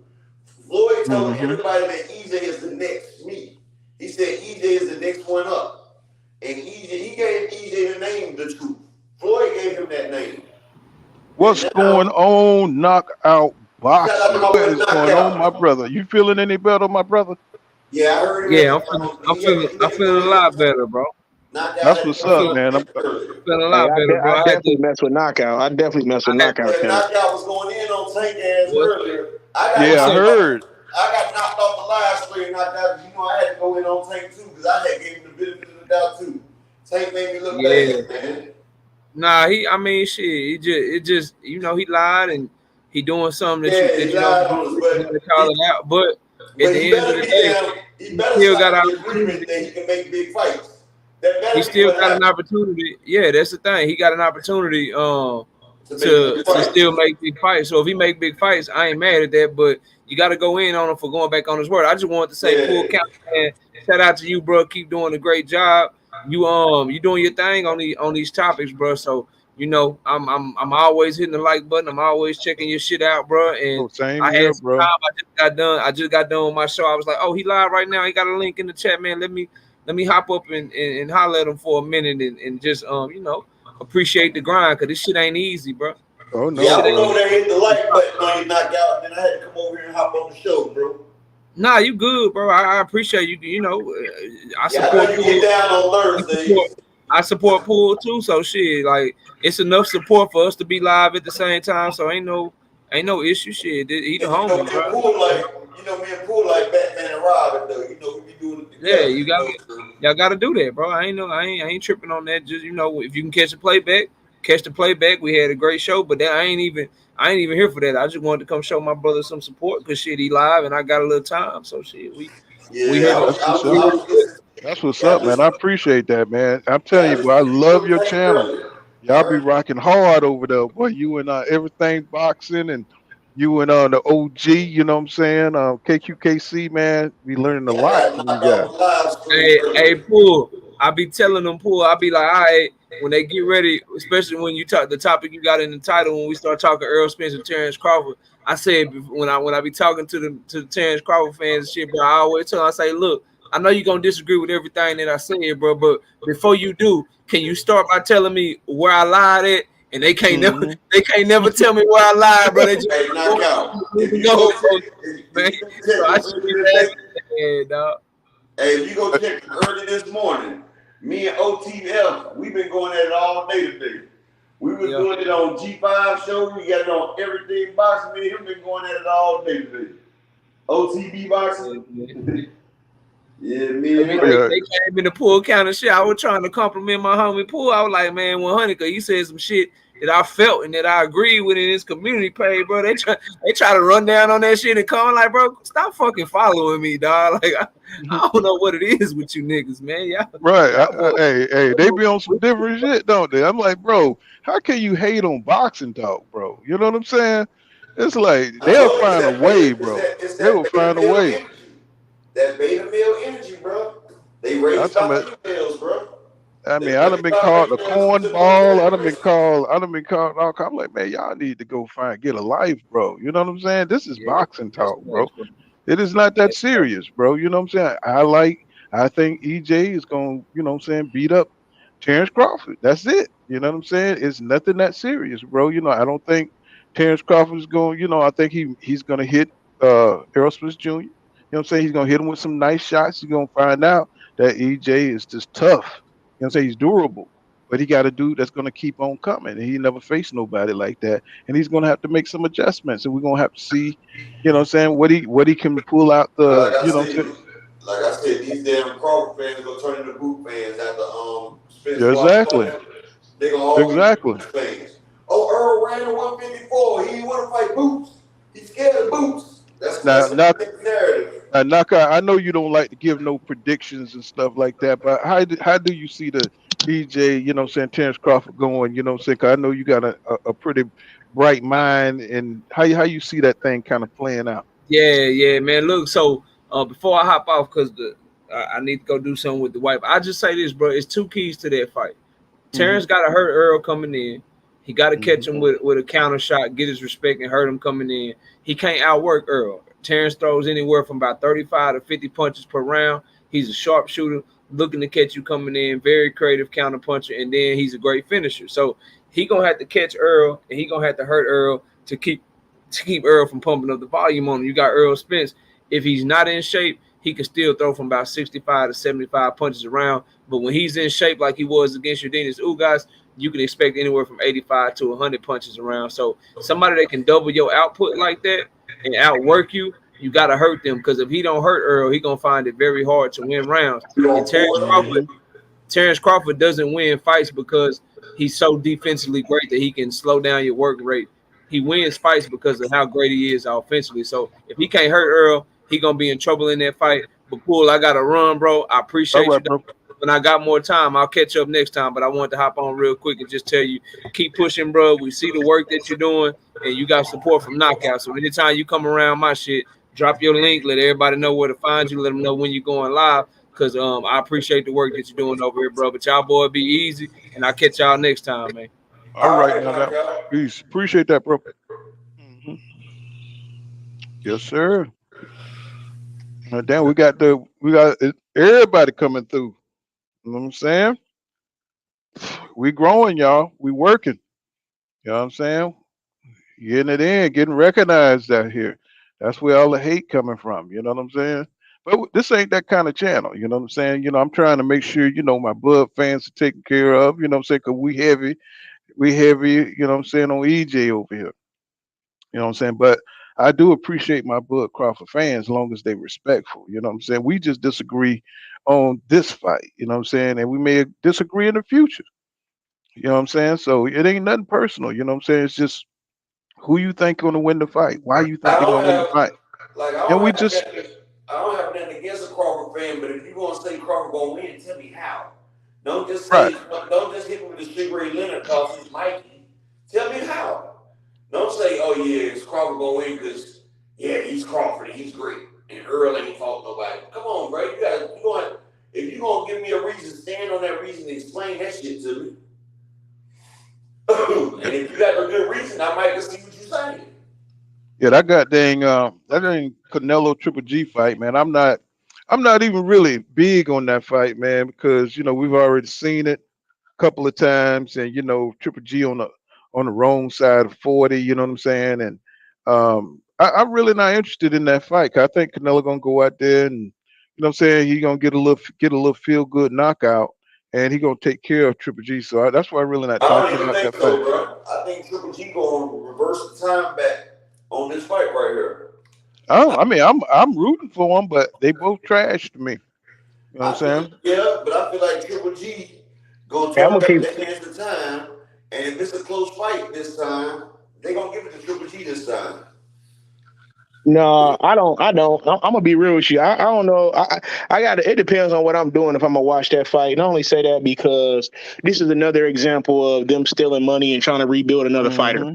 They trying to Mm-hmm. rebuild and get Canelo name back up. Oh my God, did you see? In their mind, they Mm-hmm. hoping he dog watches Triple G, especially with the age Mm-hmm. and all If he that. do, they gonna put They're him in the trying to they're top trying to 10. get Canelo's name back up to where he can get another top name and really get back to building where he left off. Because no matter what we say, Earl Spence is stepping up and Tank is stepping up, but Canelo was still one of the three-headed cash cows in the business. You see what I mean? And Mm-hmm. plus So they Canelo, gotta rebuild. They gotta rebuild him because it's bigger than just him.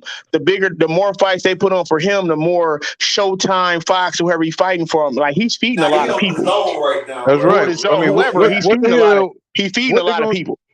what they gonna do with the franchise belt if Canelo get knocked off? You know what I'm saying? That shit was created for nothing.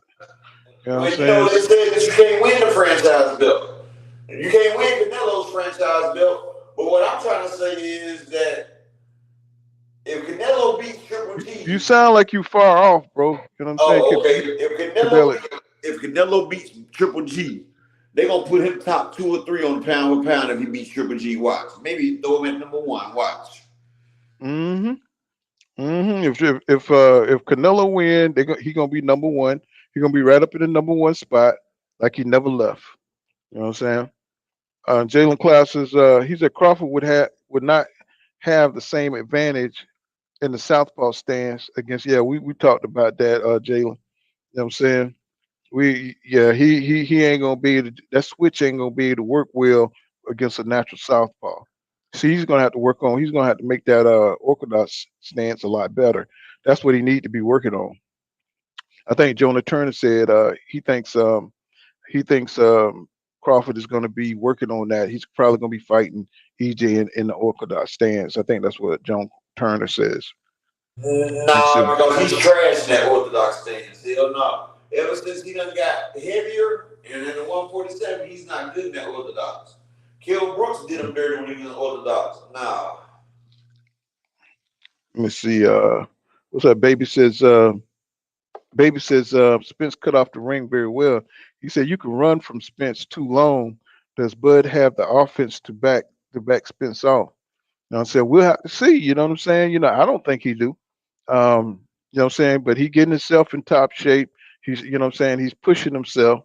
And we'll see how that shit translate, you know what I'm saying, on fight night. What's going on, Camille Raput?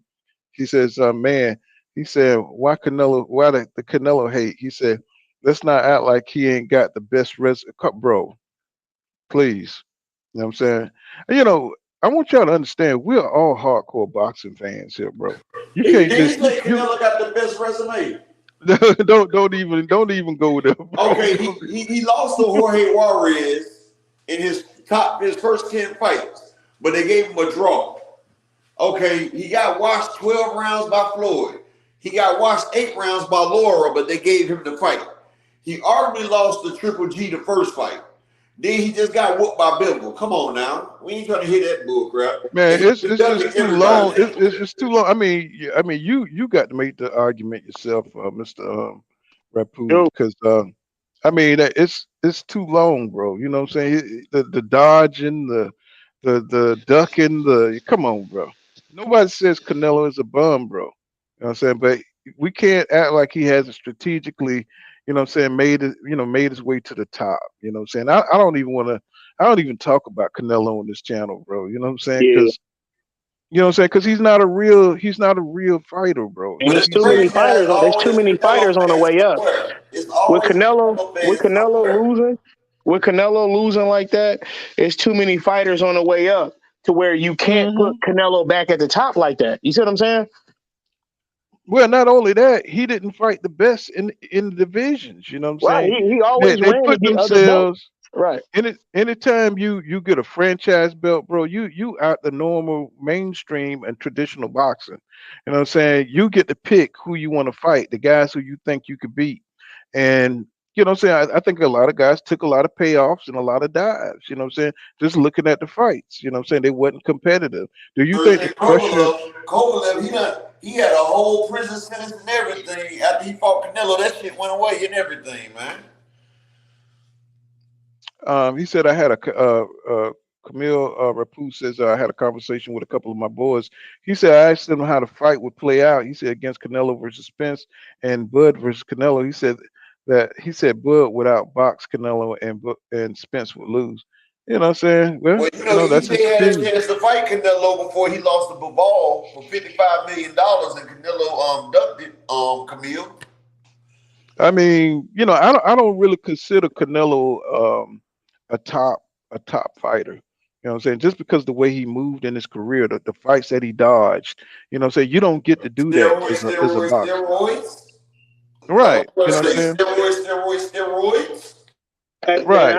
I know we talking about Canelo, but I gotta say this one more. I gotta get back on Crawford with this one. You notice when they ask Errol about the fight, it's always, oh yeah, it's definitely gonna happen. I definitely see it happening. We close, and yeah. And then when they ask Crawford and Crawford team, I don't know, man. I mean, it ain't nothing set in stone, so I don't know. I mean, could it happen? Maybe, I don't know. But when you talk to Earl, in his mind is, yeah, it's definitely gonna happen. We definitely gonna put on a show for y'all. Gonna be fireworks, shit like that. You talk to Crawford, I don't know, man. Hopefully, but shit, ain't nothing set in stone. Like, come on, man. I don't believe it. Listen, I'm not going to believe this fight is done until it's announced like everybody else. But like right now, I'm having my fun talking my shit. But overall, I really, and I'm going to keep saying this, I just really don't think he want to fight Spence, bro. I'm going to keep it real. I mean, he do, he don't. He knows he wanted to fight the old Spence. This new Spence era. So now he's trying to get that money, even though he said it shouldn't be about the cut if you're confident in yourself, though. He did say that, though. You keep, everybody, they keep making these exceptions. You know, he got 2 belts, man, fighting his sparring partner, bro. Don't talk about Canelo again. Somebody who got 2 belts for fighting his sparring partner, and you're going on and on about him. And you know all these things. You know all these things about Canelo, and that don't faze you at all, bro. Right. You know what I'm saying? This ain't got nothing to do about hate, bro. This about beating the political system, you know what I'm saying, and getting all the perks and accolades of being able to fight the lesser competition. Don't talk about Canelo, bro. I mean, it's just useless. It's pointless. Yeah, he's a good little fighter, but you know what I'm saying? He's a ducker, bro. You can't be the top champion if you duck the best. You know what I'm saying? Points. You know, that's just straight. That's just straight what it is. You know, he ducked his way to the top. You know what I'm saying? Hey, if losing 12 rounds. Wait a minute, man. He finna piss me off. He's like, who has he ducked? Bro, get out of here, bro. You know what I'm saying? I had, you know, you got to get the hell on, bro. Hey, how you think he got the franchise belt? Because he Get the ducked. hell up out of here. He ducked Look at that. all Who has he Sometimes you done? gotta tell people they gotta come back tomorrow, bro. You hear me? Yeah. No, he ain't even got to come back to mine. Hey, if you know anything about me, Anthony Joshua, the people who duck the best fights, you know what I'm saying? I don't like them dudes. Uh-huh. Anthony Joshua, Canelo, I can't stand them dudes, bro. You know what I'm I saying? mean, he Because got a franchise belt for ducking. You, boy, niggas is idiots, boy. right, you know what I'm saying? You know, don't come in here with that fake stuff, bro. We talk We about ain't with real all that. fighters here. We We ain't trying talking to hear about all real that. fighters who face the challenges, you know, not dudes who are ducking dudes to the side and trying to, you know, fight certain styles. And no, get the hell out of here with that, bro. I don't want to see that. I want to talk about them kind of Go to fighters. a You Canelo know what I'm page, saying? bro. This ain't no Don't come trying to change the subject over here. You know what I'm saying? To no damn Canelo bullshit. You know what I'm saying? Because that dude ain't real. You know what I'm saying? And now he's fighting a 40-year-old. Man, get the hell out of here, bro. and You know what steroids, I'm saying? steroids. Ain't that what You know what I'm Floyd saying? say? I'm like, Canelo. man, I mean, I can't stand that Steroids. dude. And then he got the nerve to be standing like he Captain America. You know what I'm saying? Like he really did something, bro. And now he just got his ass for Lumaloon up at 175. You know what I'm saying? Now he 12 got it. rounds. Now he 12 rounds. Look like the Floyd fight all over again. right. You know what I'm saying? I'm like, bro, nah, bro. I can't do the Canelo, bro. You know what I'm saying? Hey, You gotta Pool. come back another day, bro. You know what I'm saying? Pool. You want payday? You want You payday? want Right, you know payday? what I'm You saying? And you want wouldn't even fight. payday? I You wouldn't know even that. fight Demetrius Andrade, bro. You know what You I'm saying? want payday? Come on. He He had might have beat Tampa. he He had and the all the in the belts except for one. That was right. undisputed. He said he wanted undisputed at middleweight. He had it. But he sat there and ducked Demetrius Andrade. Demetrius Andrade had the last belt. And he said, hell no. How you had the nerve to show your face, bro? As you like you today in face of boxing, you done ducked 14 people. You know what I'm saying? You done fuck I'm just hey bro, hey, get out of here with Canelo, bro. I don't even This want to hear man the talking about propaganda. somebody's a terrible fighter. Like, I don't if even he's want to a hear the terrible fighter, why propaganda, don't you bro. go ahead and take his belt? You know what I'm saying? That little short, he's Irish, man. He ain't Mexican. Yeah, that's a bright looking Mexican. I done seen lighter people, but nah, it's something about that skin tone. That ain't no all the way Mexican right there. He wasn't damn Hmm. kid in hands people. He's a damn kid in hands people. Don't get me started on no damn Canelo, bro. Yeah. Ooh, man. You want payday? You want payday? I know.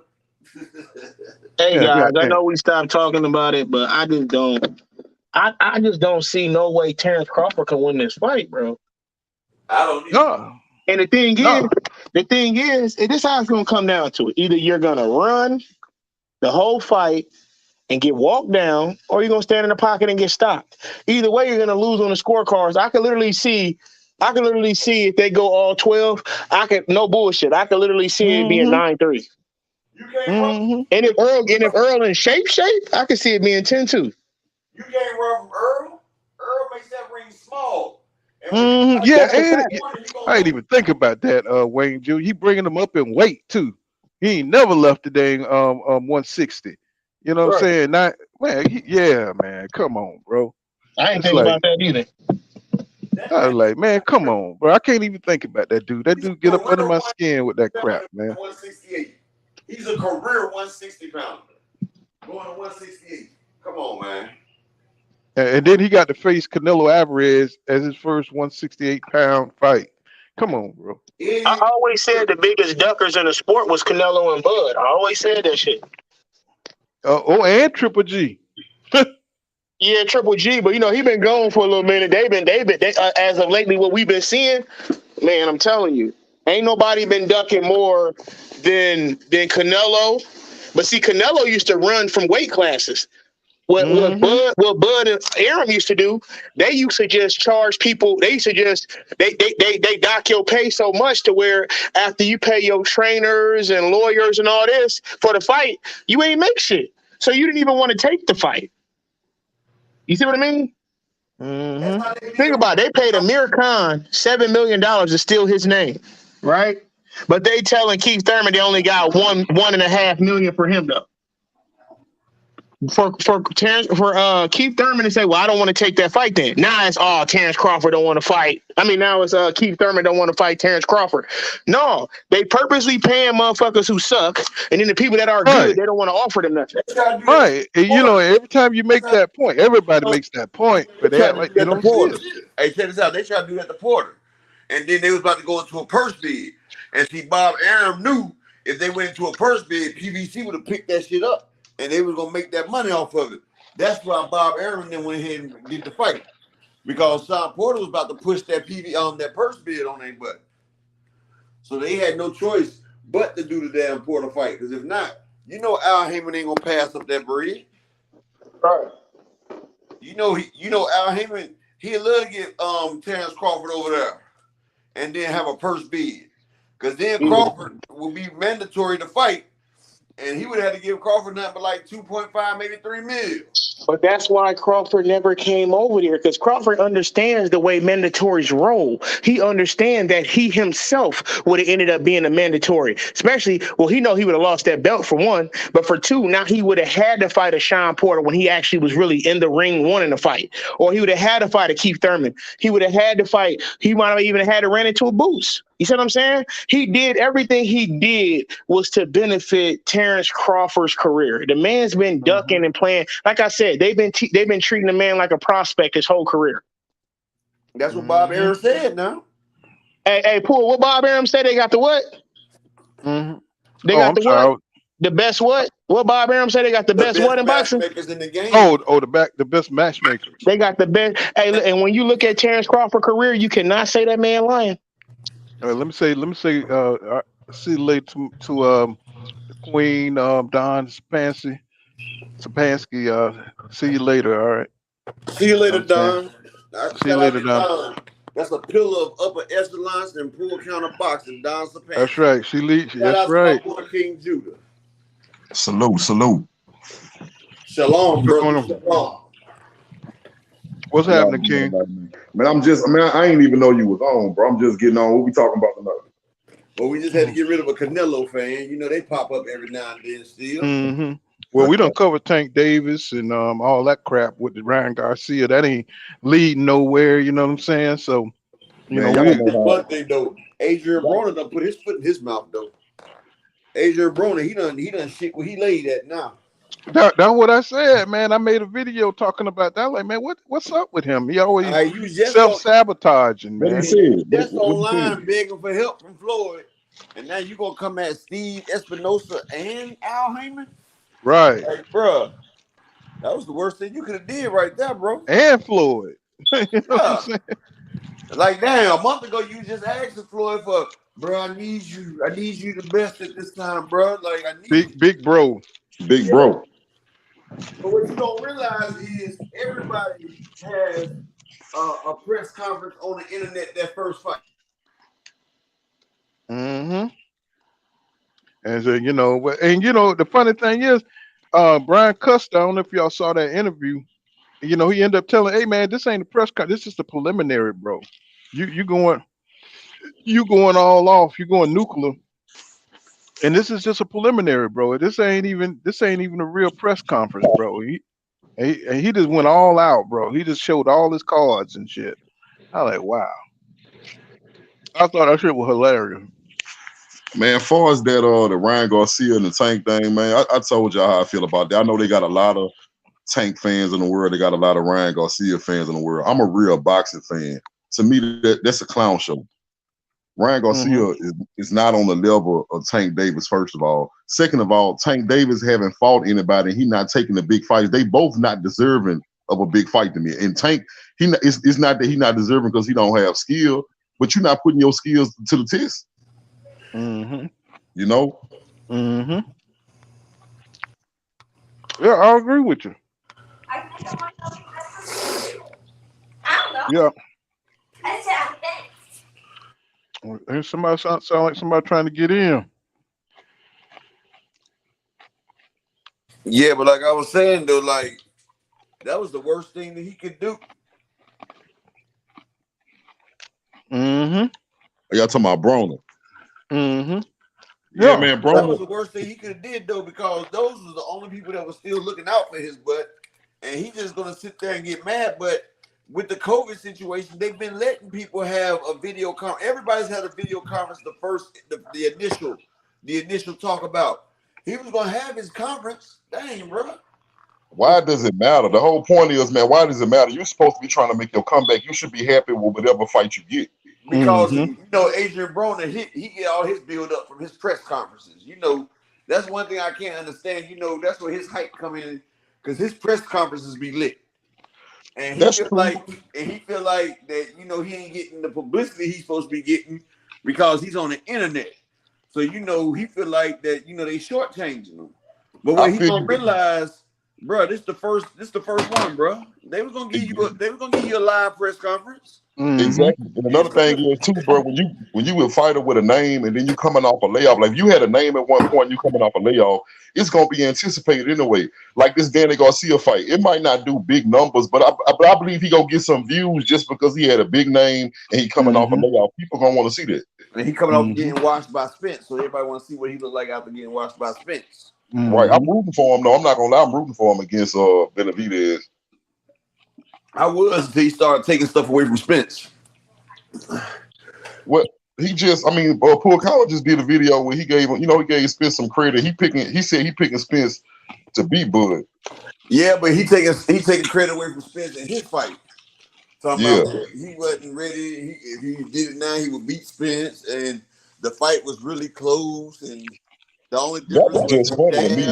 That's because that's where he want that rematch at 154. He want to get that payday again. That's what he. Y'all think Spence will fight him again when he get to 154 for his first fight?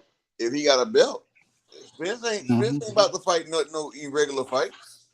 Y'all think Spence can go up? Y'all think Spence can go up and challenge and fight for a belt? You say what? Hell yeah. Oh, okay. And he gonna be better. I think Spence will be stronger going to 154. You don't realize Spence, the best Spence is at 160. Spence walk around at 170, 175. But he said we ain't gonna see his best style until he hit 154, 160. That's why he's trying to get out of that 147, because it's killing him to drop down. See, he got all his power. Yeah, I was just thinking about all the damage he doing at 147. Think about how much power he gonna be coming with at 160. Yeah, and when he be sparring Charlo, he be giving Charlo the business. He be giving Charlo the business, and Charlo said Spence is a heavy hitter. Like when he be dropping them daggone light heavyweights, that's when he around 160, 165, dropping down to 147. You feel me? Charlo said he hit like a 168 pounder. Yeah, they say he hit like a light heavyweight. That's what they said. And Danny Garcia said when he was in the ring with him, it felt like he was fighting a middleweight. But when he coming down, when he's around 150, 160 pounds, he's hitting like a light heavyweight. But as he shrink down to 147, some of that power goes, because as you depleting your muscles, they can't work at the full extent that they have. So, you're not getting your 100% power burst out of your muscles. I don't know, Jay Smith. I think Tony Harrison, he don't have the stamina, bro, to stay in there with Spence. You know what I'm saying? He's a nice boxer. Earl stop Tony Harrison. He don't have the stamina, bro. You know what I'm saying? He empty out real fast. I want to see Earl and Fundora up there. I want to see how Fundora work with Earl, because Fundora, he's a big, tall fighter, but he's an inside fighter as well. That'd be a freaky match, man. To what you guys saying about the Tony Harrison shit. You see the jab work that Charlo did with the Castano fight. If he would have been using any type of jab, like a true jab, how he was aggressive off the jab in the Tony Harrison fight, he'd be 2-0 against him, both knockouts. Part two. Did you see the second fight? Yeah. Okay, He put that man down with all types of them. He put him down with a jab, didn't he? Yep. Okay, but again, that's why Derek James said Charlo is finally starting to listen. Ramona Emily Jones. I don't know who. That's a good. He just beat. The what's his name? Lemieux. So they trying to place him in the path of David Morrell Jr. So that might be who they trying to, you He know, needs to fight if Caleb. I think they said Ramon. I think they said he was talking with Caleb Plant. He was talking something about Plant. I don't think plan to fight him. I just don't.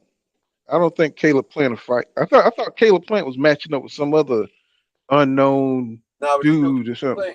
him and Caleb Plant got history though. You know, him and they got history. Oh yeah, but I think Plant understand that he can't mess with David Benavidez. But I You know what I'm thought saying? Demetrius Andrade and Benavidez are supposed to be coming to some kind of agreement. Huh? Really? Yeah, because I remember David Benavidez said, "Nah, he want that Andrade fight." Really? That my Andrade was supposed to respect for fight, him would be. but Andrade didn't get that fight he was supposed to take. So I don't know what's going on with Man, that. man, what is up with Andrade? I mean, he has the worst luck, bro. He's just on the outside looking in, That's man. what happened when you let He's like, pay you and then let you pay you and put you in the shelf.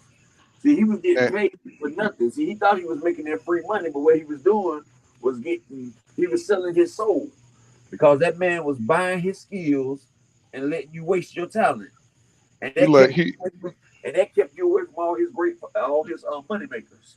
he like the damn step kid that don't get a Happy Meal, man. He kept you away You know from Canelo. He kept you away from Triple G because he had you on the same platform, but we didn't let you fight him. Mm-hmm. You didn't complain because you was still getting $3 million a fight, so you was happy. Mm-hmm. Now you want that Happy Meal now. Now you get to the end of your career, and you seeing that you ain't really done nothing. Now you starting to complain. It's too late now. He said Anthony Jones says Earl and Fundura, y'all tripping. Why are we tripping? That, you know hey, I got Earl in that fight, and I'm gonna tell you, bro. Like Earl ain't lubing, bro. Earl ain't lubing. I'm just saying.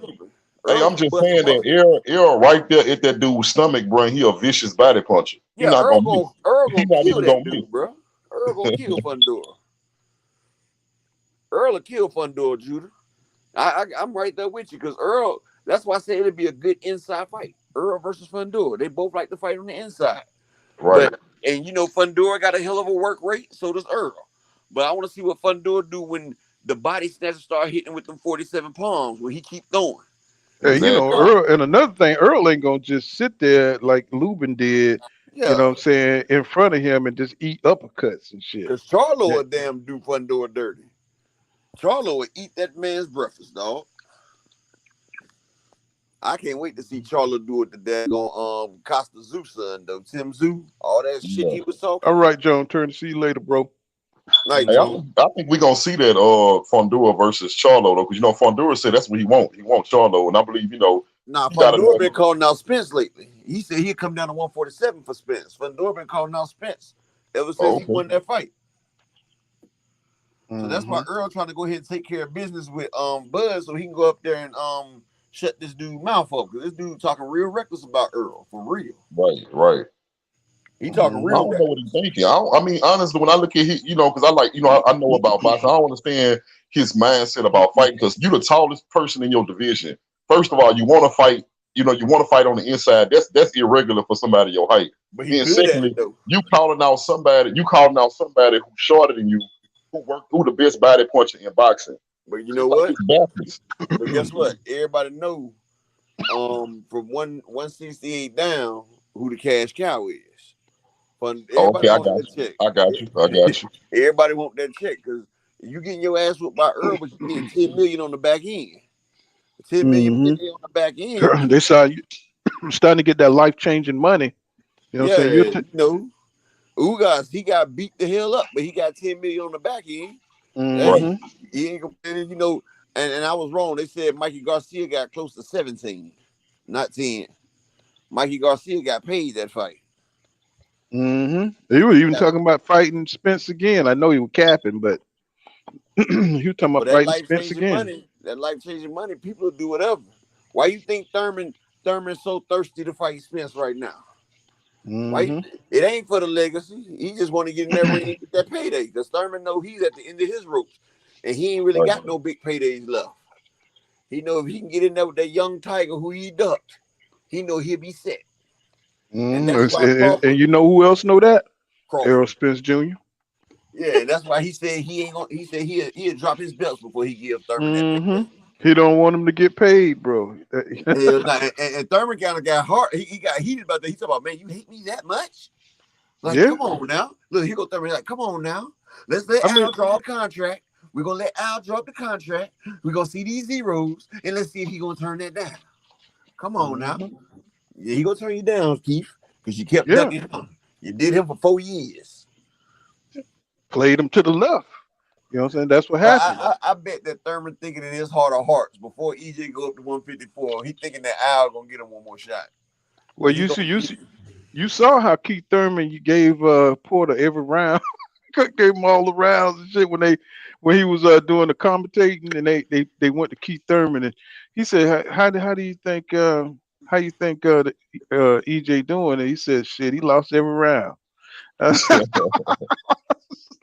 don't like Thurman, bro. That dude, man, he fake, and like I'm the type of person I always see straight through people, bro. He got used to be my guy though. That's the thing that hurt me most, because Thurman used to be my guy. Yeah, he at first I thought, he wanted that smoke with EJ, and then I realized, man, EJ putting that press on it. He know. I said Thurman done got both of them belts, and he ain't trying to lose them. Right. He's trying to lose them things, because both of his fights with Sean Porter and Danny Garcia was close. He got ahead early and he ran the rest of the way. You ain't gonna do that with Spence. You ain't gonna get ahead early and try to run away for the rest of the fight. Nah. Yeah, Big Gates, 86. That's how you can tell Thurman in it for the money, because he won't fight Boots unless he get 10 mil.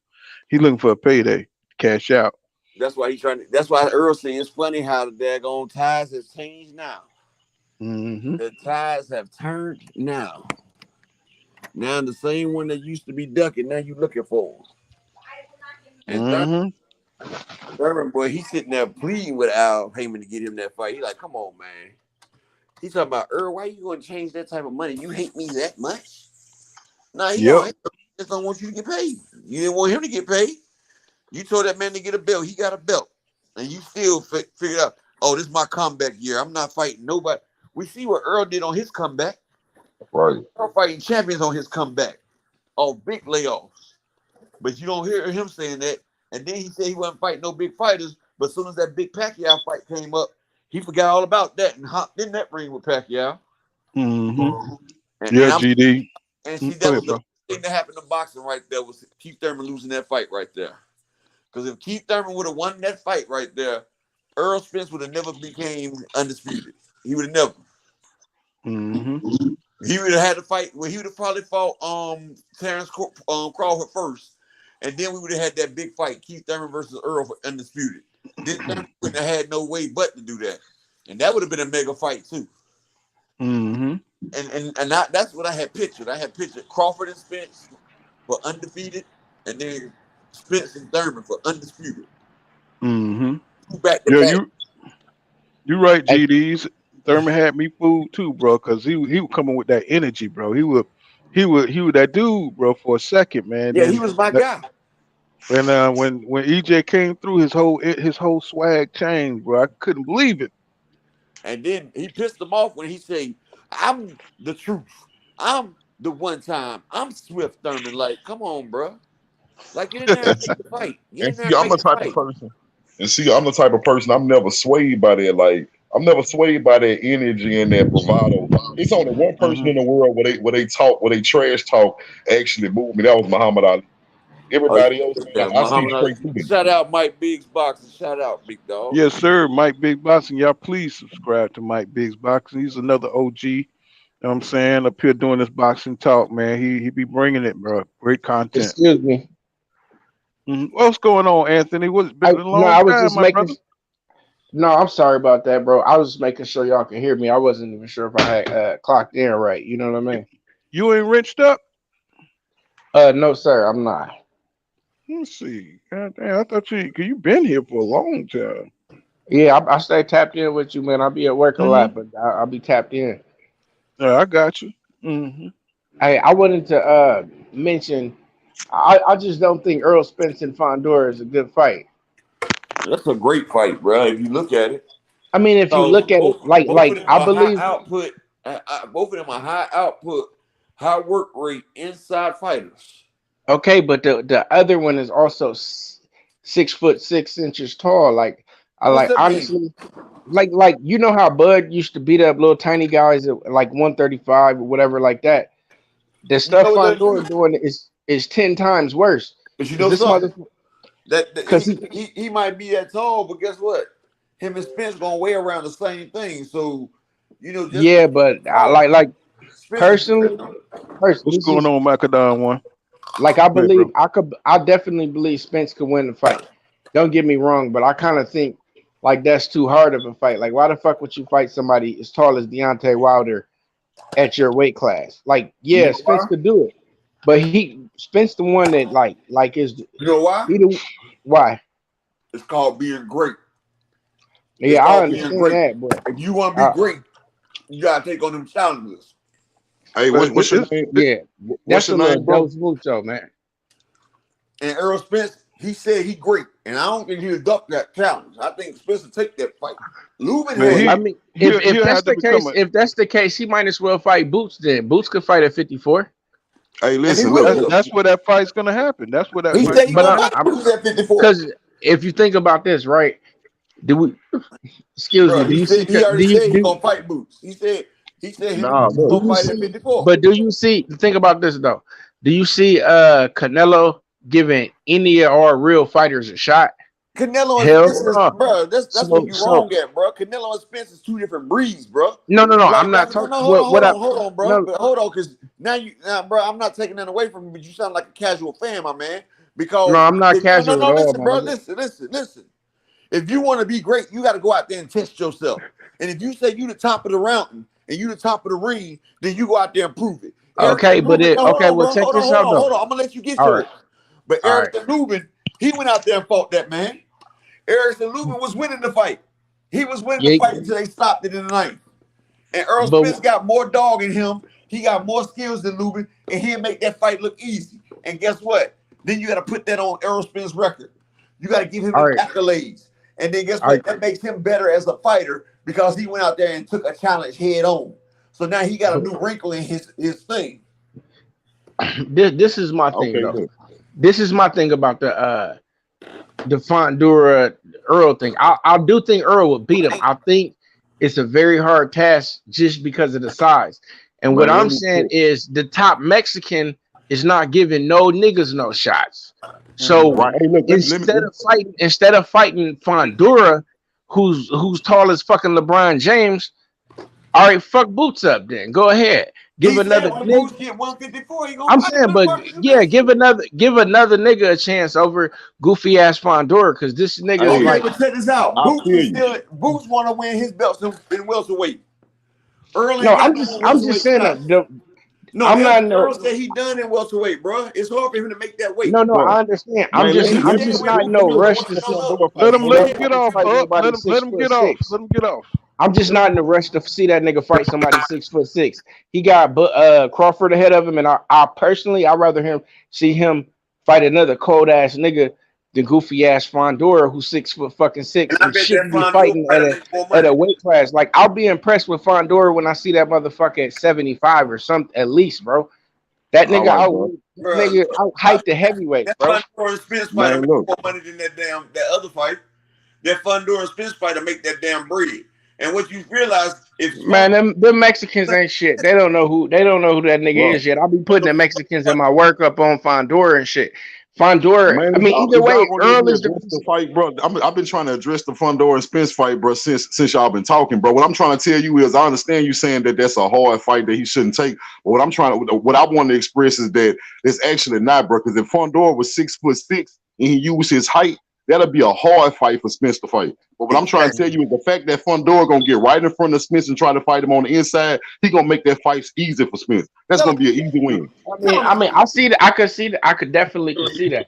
But I'm just saying, for me, my personal point of the view. Boots fight would be harder than the Fondor fight, bro. That's what I'm saying. Well, why not give a nigga the shot first, man? What part of Boots got to do what he got to do in That's 144? the way it's gonna go because Fondura will have to become a champion. You know what I'm saying? Okay, Before and he even Boots be is going to considered. be in 147. Spence has one fight in 147, then he's gone. Yeah. And Boots is not about to move up to 154 until he becomes undisputed. And when he comes up to 154, him and Earl got that fight. But Earl not about to sit around and wait on Boots to come up there. He got to fight shit too. Oh no, I know that. I'm not saying none of that. I'm not saying none of the Bro, like then who Earl gonna fight in 154 while he particulars of waiting, the bro? shit. He can fight whoever the fuck he want to. What I'm just saying Okay, you is, gonna want to fight I'm not. What I'm saying is, I'm not geeked up for him to fight no motherfucker the same size as LeBron James at a higher So then weight you're class not a than he was boxing just fan, then, bro, performing. because I love to see that right there, because that's him putting his. I would love to see that, but I hate to see that nigga get. I hate to see this shit go bad. But see, that's what I'm saying. See, that means that you're a fan of a boxer, not a boxing fan. I Because am, but listen, I know it. No, if bro, you're hold a on, boxing fan, bro. if you're a boxing fan, then you want to see the best fight the best. You want But to see Fondor is not the fucking best, bro. It's not okay, that but he's he the right best. now, He's just but he's besides like, bro. Charlo, It's like when the motherfucking. okay, This is bro. a little All right. topic, but it's like when dudes was fighting without no weight classes when they first started the All right, bro. UFC. Look, he just stopped Lubin, and Lubin was right behind Charlo, and Charlo is the best in the division. Then No, I think Charlo would beat his ass if he ended up wanting to fight him. They pay that so nigga enough it's money okay to for fight him. Charlo. Why they okay for Spence? Charlo It's gonna have to okay. move up to 160, bro. Charlo, I didn't listen, hey, my Judy, you nigga. hear this, I did not say it was not okay for Spence to fight That's him. a good fight, bro. I think Spence to figure it out and whip it out. I mean, Okay, and whip when his you ass. want to see, But when you want to I see your just fighter do that, when you want to see how great Spence is and see him fight that fight. I don't want to see him fight no soft touches. If I didn't ask to Spence fight no is the man soft like he touches. say he is, I told that see him nigga go out there and get that fight. Erickson Lubin, no, bro, Erickson Lubin ain't half the fighter Spence is. Erickson Lubin was winning that fight. They stopped it because he took too much damage. And Spence puts damage on people. Spence will break that bony ass dude up, bro. I understand that shit, but bony this, my ass dude nigga, up, bro.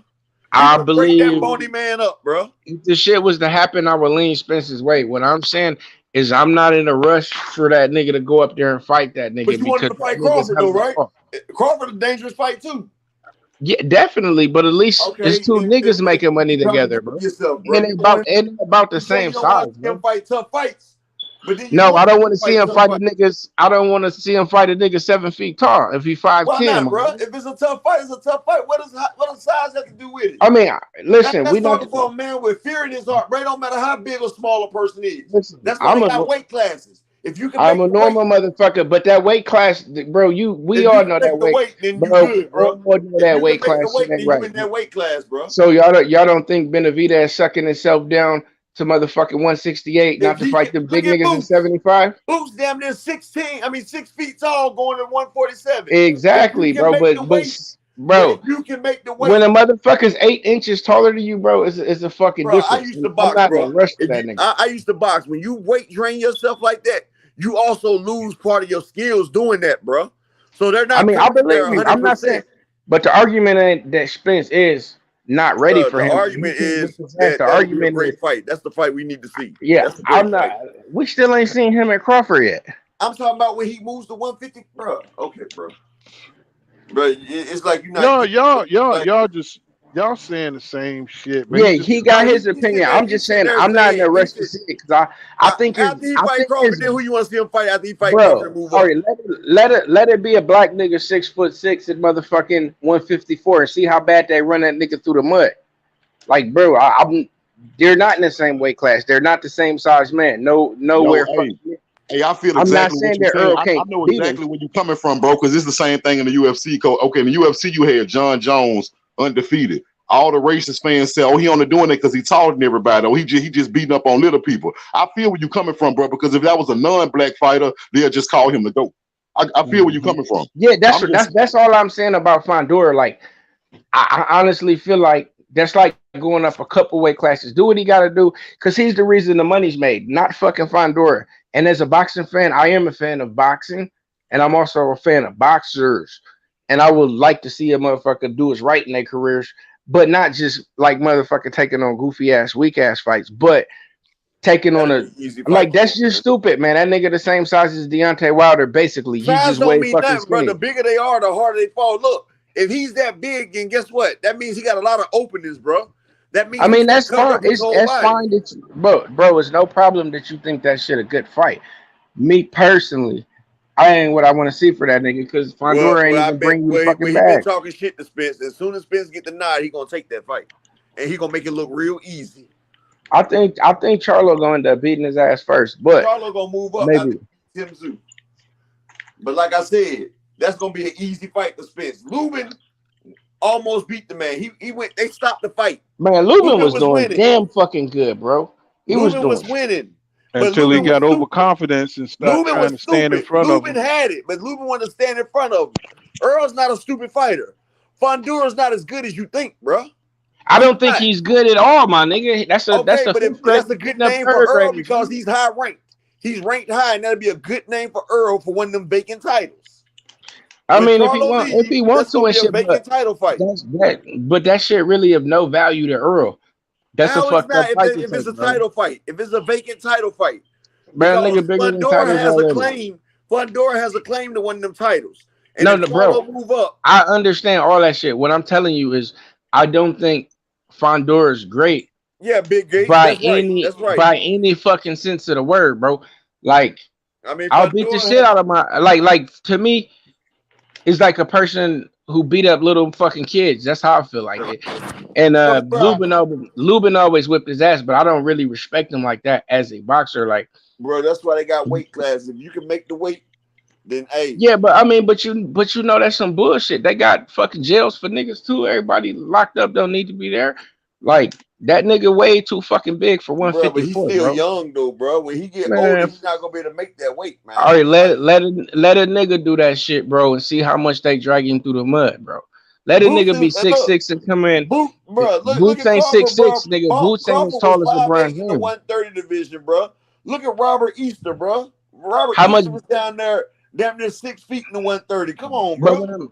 But 6'6", my nigga, that's a big difference, bro. But that's 154. That's 154. That's 20-something pounds higher, bro. Bro, them niggas ain't nothing. But them most of them niggas like 5'10" to 6 feet, and this nigga 6 foot. He's 6'5", bro. He's 6'5". I'm looking at it. Man, that nigga 6'6", bro.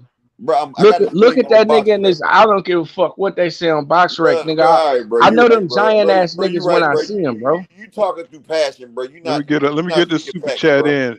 Big my bad, my baby. My brother, he said, let me get this super chat in, bro. You're not speaking facts, bro. I'm coming to you with facts, bro. And you talking something crazy, bro. Let me get this super chat in. It says Big Gate 86 with that $5. He thank you, my brother. He says Spence is aspiring heavyweights, bro. He can handle Fedora. You know what I'm saying? I'm not saying the nigga can't handle Fondora. Bro, look, Fondora. I think it's me personally, bro. That's why you don't get paid to make the fights, bro. I don't make fucking fights. That ain't my job, bro. My that's nigga. Why it's a whole bunch of other fans that will pay for that fight, and that's why that fight gonna get made. Because that I will watch it, bro. I will watch this shit. I'm not saying I wouldn't watch the fucking fight. Spence, and Spence is a dog, bro. And you trash talking him. I just think you rank number one. Spence gonna come out to that number one rank because it's gonna be a vacant title on that. And Fondora has had some great damn fights in 154. Yeah, because the nigga's small as fuck compared to him, bro. Okay, well, bro, then stop him. Come on, bro. I mean, if Earl do it, I'm not gonna be mad at the nigga. Shit, bro, like, okay. I just don't like that shit. But somebody needs to stop him then. And maybe it's Earl, stop him, bro. Like, you complaining about the man height and everything, but look, he making the 154 weight. The man look like a skeleton out there. He looks like a skeleton out there, bro. And we all know them niggas. I mean, I don't give a fuck either way.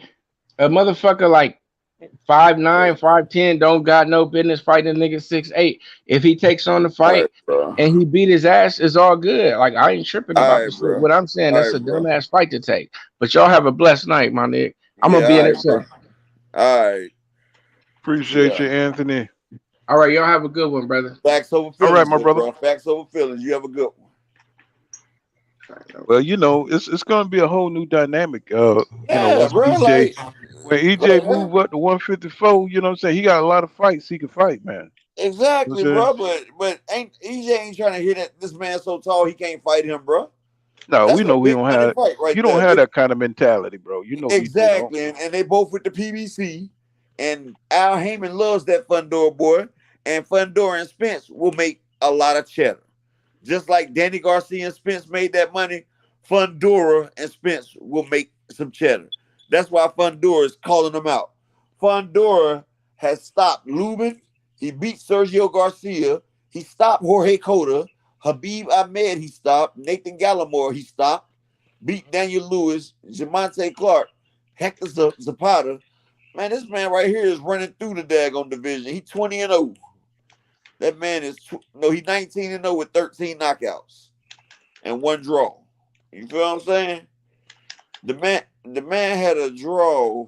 No, that's a split decision. Never mind. 19-0 with a split decision.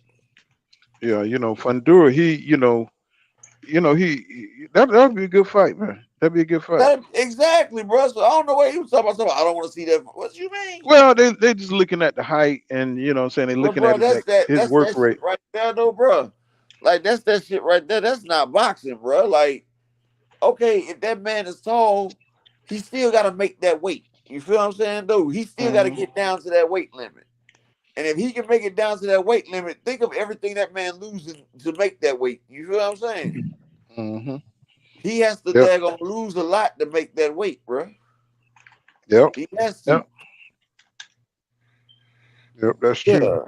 Yeah, he got to make that weight. And when he makes that weight, he losing his power. And right now, that man is ranked #1 for the damn title. You feel me? No doubt. Ranked #1. He's the WBC interim world super welterweight. 3 pumps said there is no height class. Yeah. Like that man talking about. Tyson was supposed to a lot of his opponents. Yep. You know what I'm saying? Dave Skates all day says Fedora goofy tall ass and tailor made for Spence body shot. Exactly, Dave. Exactly. Well, and Fedora can't see. You know what I'm saying? I mean, if Spence wanted to fight him from the outside, it'd be like fighting a blind dude because he can't see, bro. I mean, he needs some laser surgery or something, man, because that dude cannot jab you at all. Exactly. And that's what I'm trying to tell him. Like, you putting too much stock in a fighter's height, bro. That's showing me that if you run up on a nigga that's bigger than you, you're not about to fight this nigga because, oh man, he too big or he too tall.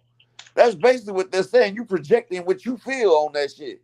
Like me, I was a boxer and I'm a man, bro. I don't give a fuck how tall you is or how big you is. I'm gonna bust that ass if I say I'm gonna bust that ass. But you see that talk about, oh man, this nigga too tall and shit, bro. You put your insecurities on Spence. Spence don't have them insecurities, bro. Yeah, Spence don't have them insecurities, bro. Spence ain't scared of no height and nothing like that, bro. You worried about the next man height and everything. That ain't nothing. This is boxing. They skates out. They says facts. He got Coke bottle glasses. His glasses look crazy as hell in the interviews. Yeah.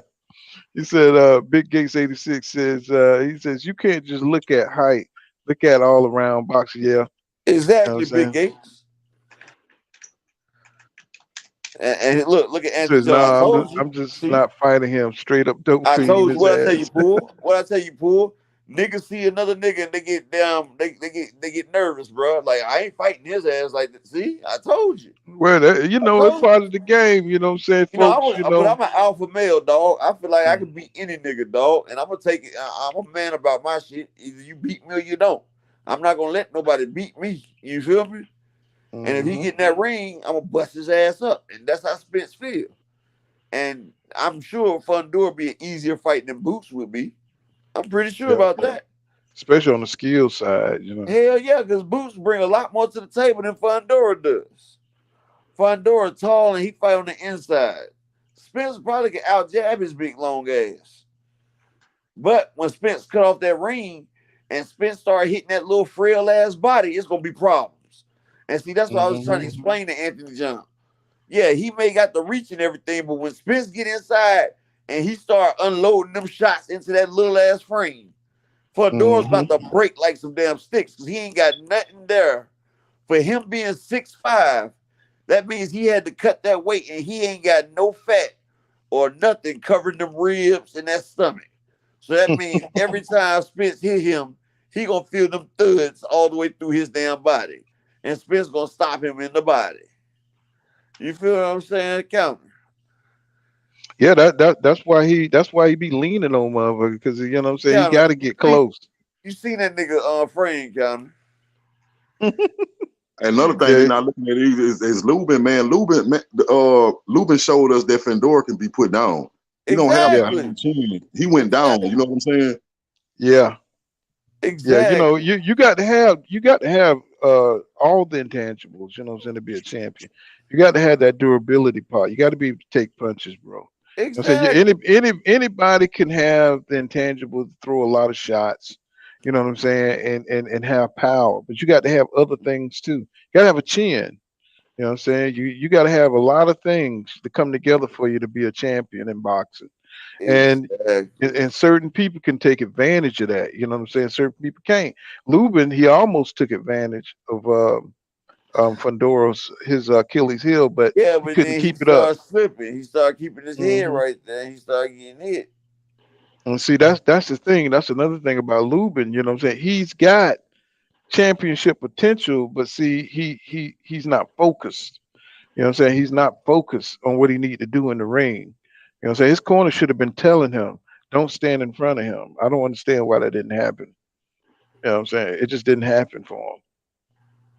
And he said, I'm not a prize fighter. He said, I got to make sure I got the upper hand, but I also understand that what's in your body, you don't get back. And that nigga attests, that nigga attests 6'7". I know what you're saying. Like that's gonna be. You think it's gonna be like a hard fight that take a lot out of Spence, and he got other challenges and shit, other big fights and stuff. Like if he fight Fundora before he fight Boots, he ain't the same fighter type situation. I know what you're saying. He says, Big Gates 86 says, like dude that waited till the bell rang and he got the hell up out of there. He wanted no parts of his opponent. Oh yeah, man. Dude who went up there, what was that? Egba? Uh, I think that was that Egba. I think that's his name. F.A. Egba, something like that. The dude saw how big he was and shit. He went to the center of the ring, looked up at him, turned around and got the hell on. That shit was funny, man. And he was dead serious. He wasn't even ashamed. He took his time leaving the dang the stadium. You know what I'm saying? He's like, I'm not fighting this dude. I don't care. You know what I'm saying? That was hilarious. Dave Skates all day said also one thing is Fundora don't use his range right. Being so tall, he throws all his height advantages out the window.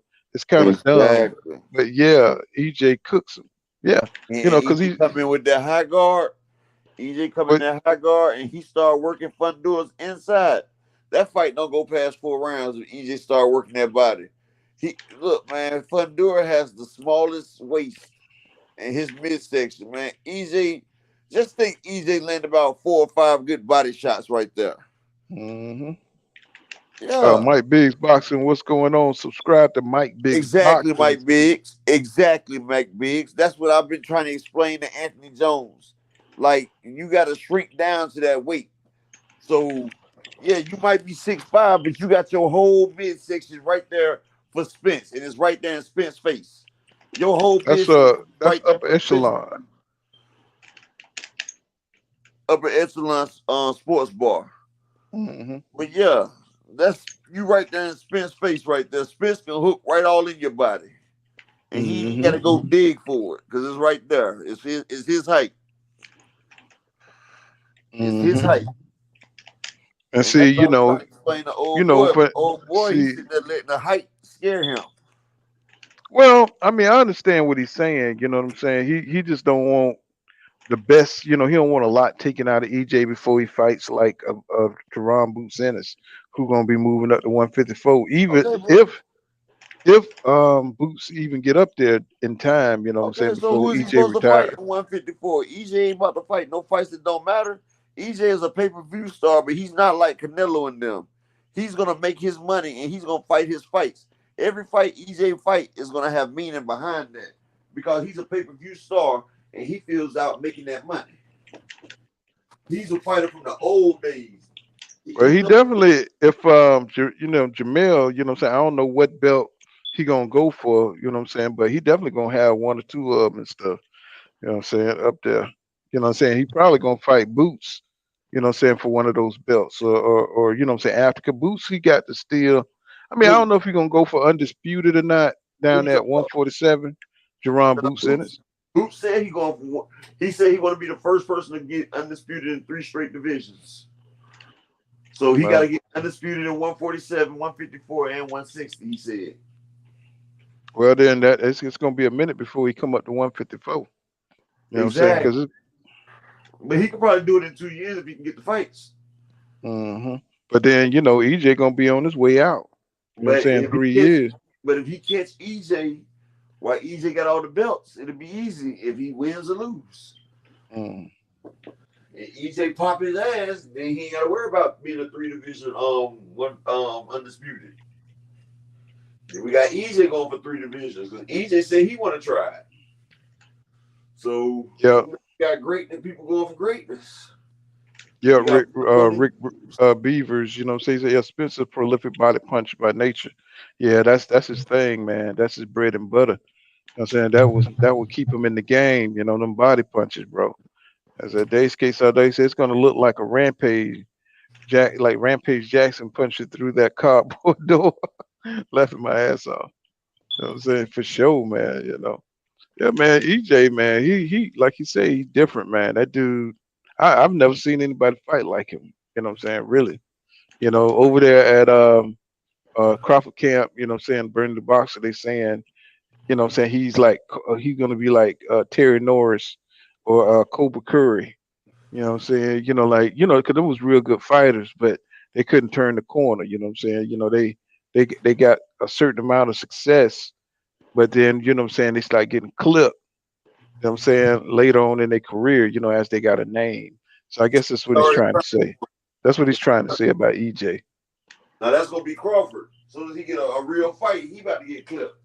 Because this is Crawford's first real fight, to be honest. And it's crazy that your last fight is your real fight. Your first chance you're gonna lose. Then you go to the Hall of Fame with this loss on your back. All right, yeah, we're gonna wrap it up, man. I gotta get up in the morning.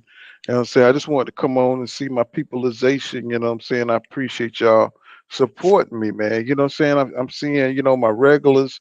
I'm getting to know my fellas, you know what I'm saying? On here, my Bud fans, I'm saying my EJ fans always on deck, you know what I'm saying? And I like to thank King Judah for coming through. My brother always supporting the channel and hopping up here, helping me with the show, and my co-host, you know what I'm saying? Upper echelon. Y'all don't know what y'all missing, but go over the upper echelon and y'all will see the 47 chambers of Errol Spence Jr. And check it out. Check out his video. He really got some dope stuff over there, telling you about the welterweight division and what's going on and stuff like that. That's my brother Upper Echelon. He got lives too. Shout out to the people. You know what I'm saying? He got live streams too. You know what I'm saying? So we all support each other. You know what I'm saying? Up here. And Ramon Emily Jones, you know what I'm saying, a pillar of Pool Counter Boxing. I like to shout out. I see Yeah, Ramon and Dave Skates All Day, another one. You know what I'm saying? So, we're gonna come back, you know what I'm saying, another time tomorrow. I gotta get up early, man. I gotta get on this job, you know what I'm saying? Good chat, y'all, you know what I'm saying? But we'll come back. You know what I'm saying? Probably not tomorrow night, but probably this weekend or something like that. You know what I'm saying? I be losing track of time, bro. Man, Fundora is down 50 pounds lighter than Wilder, man. That wouldn't even be no fight.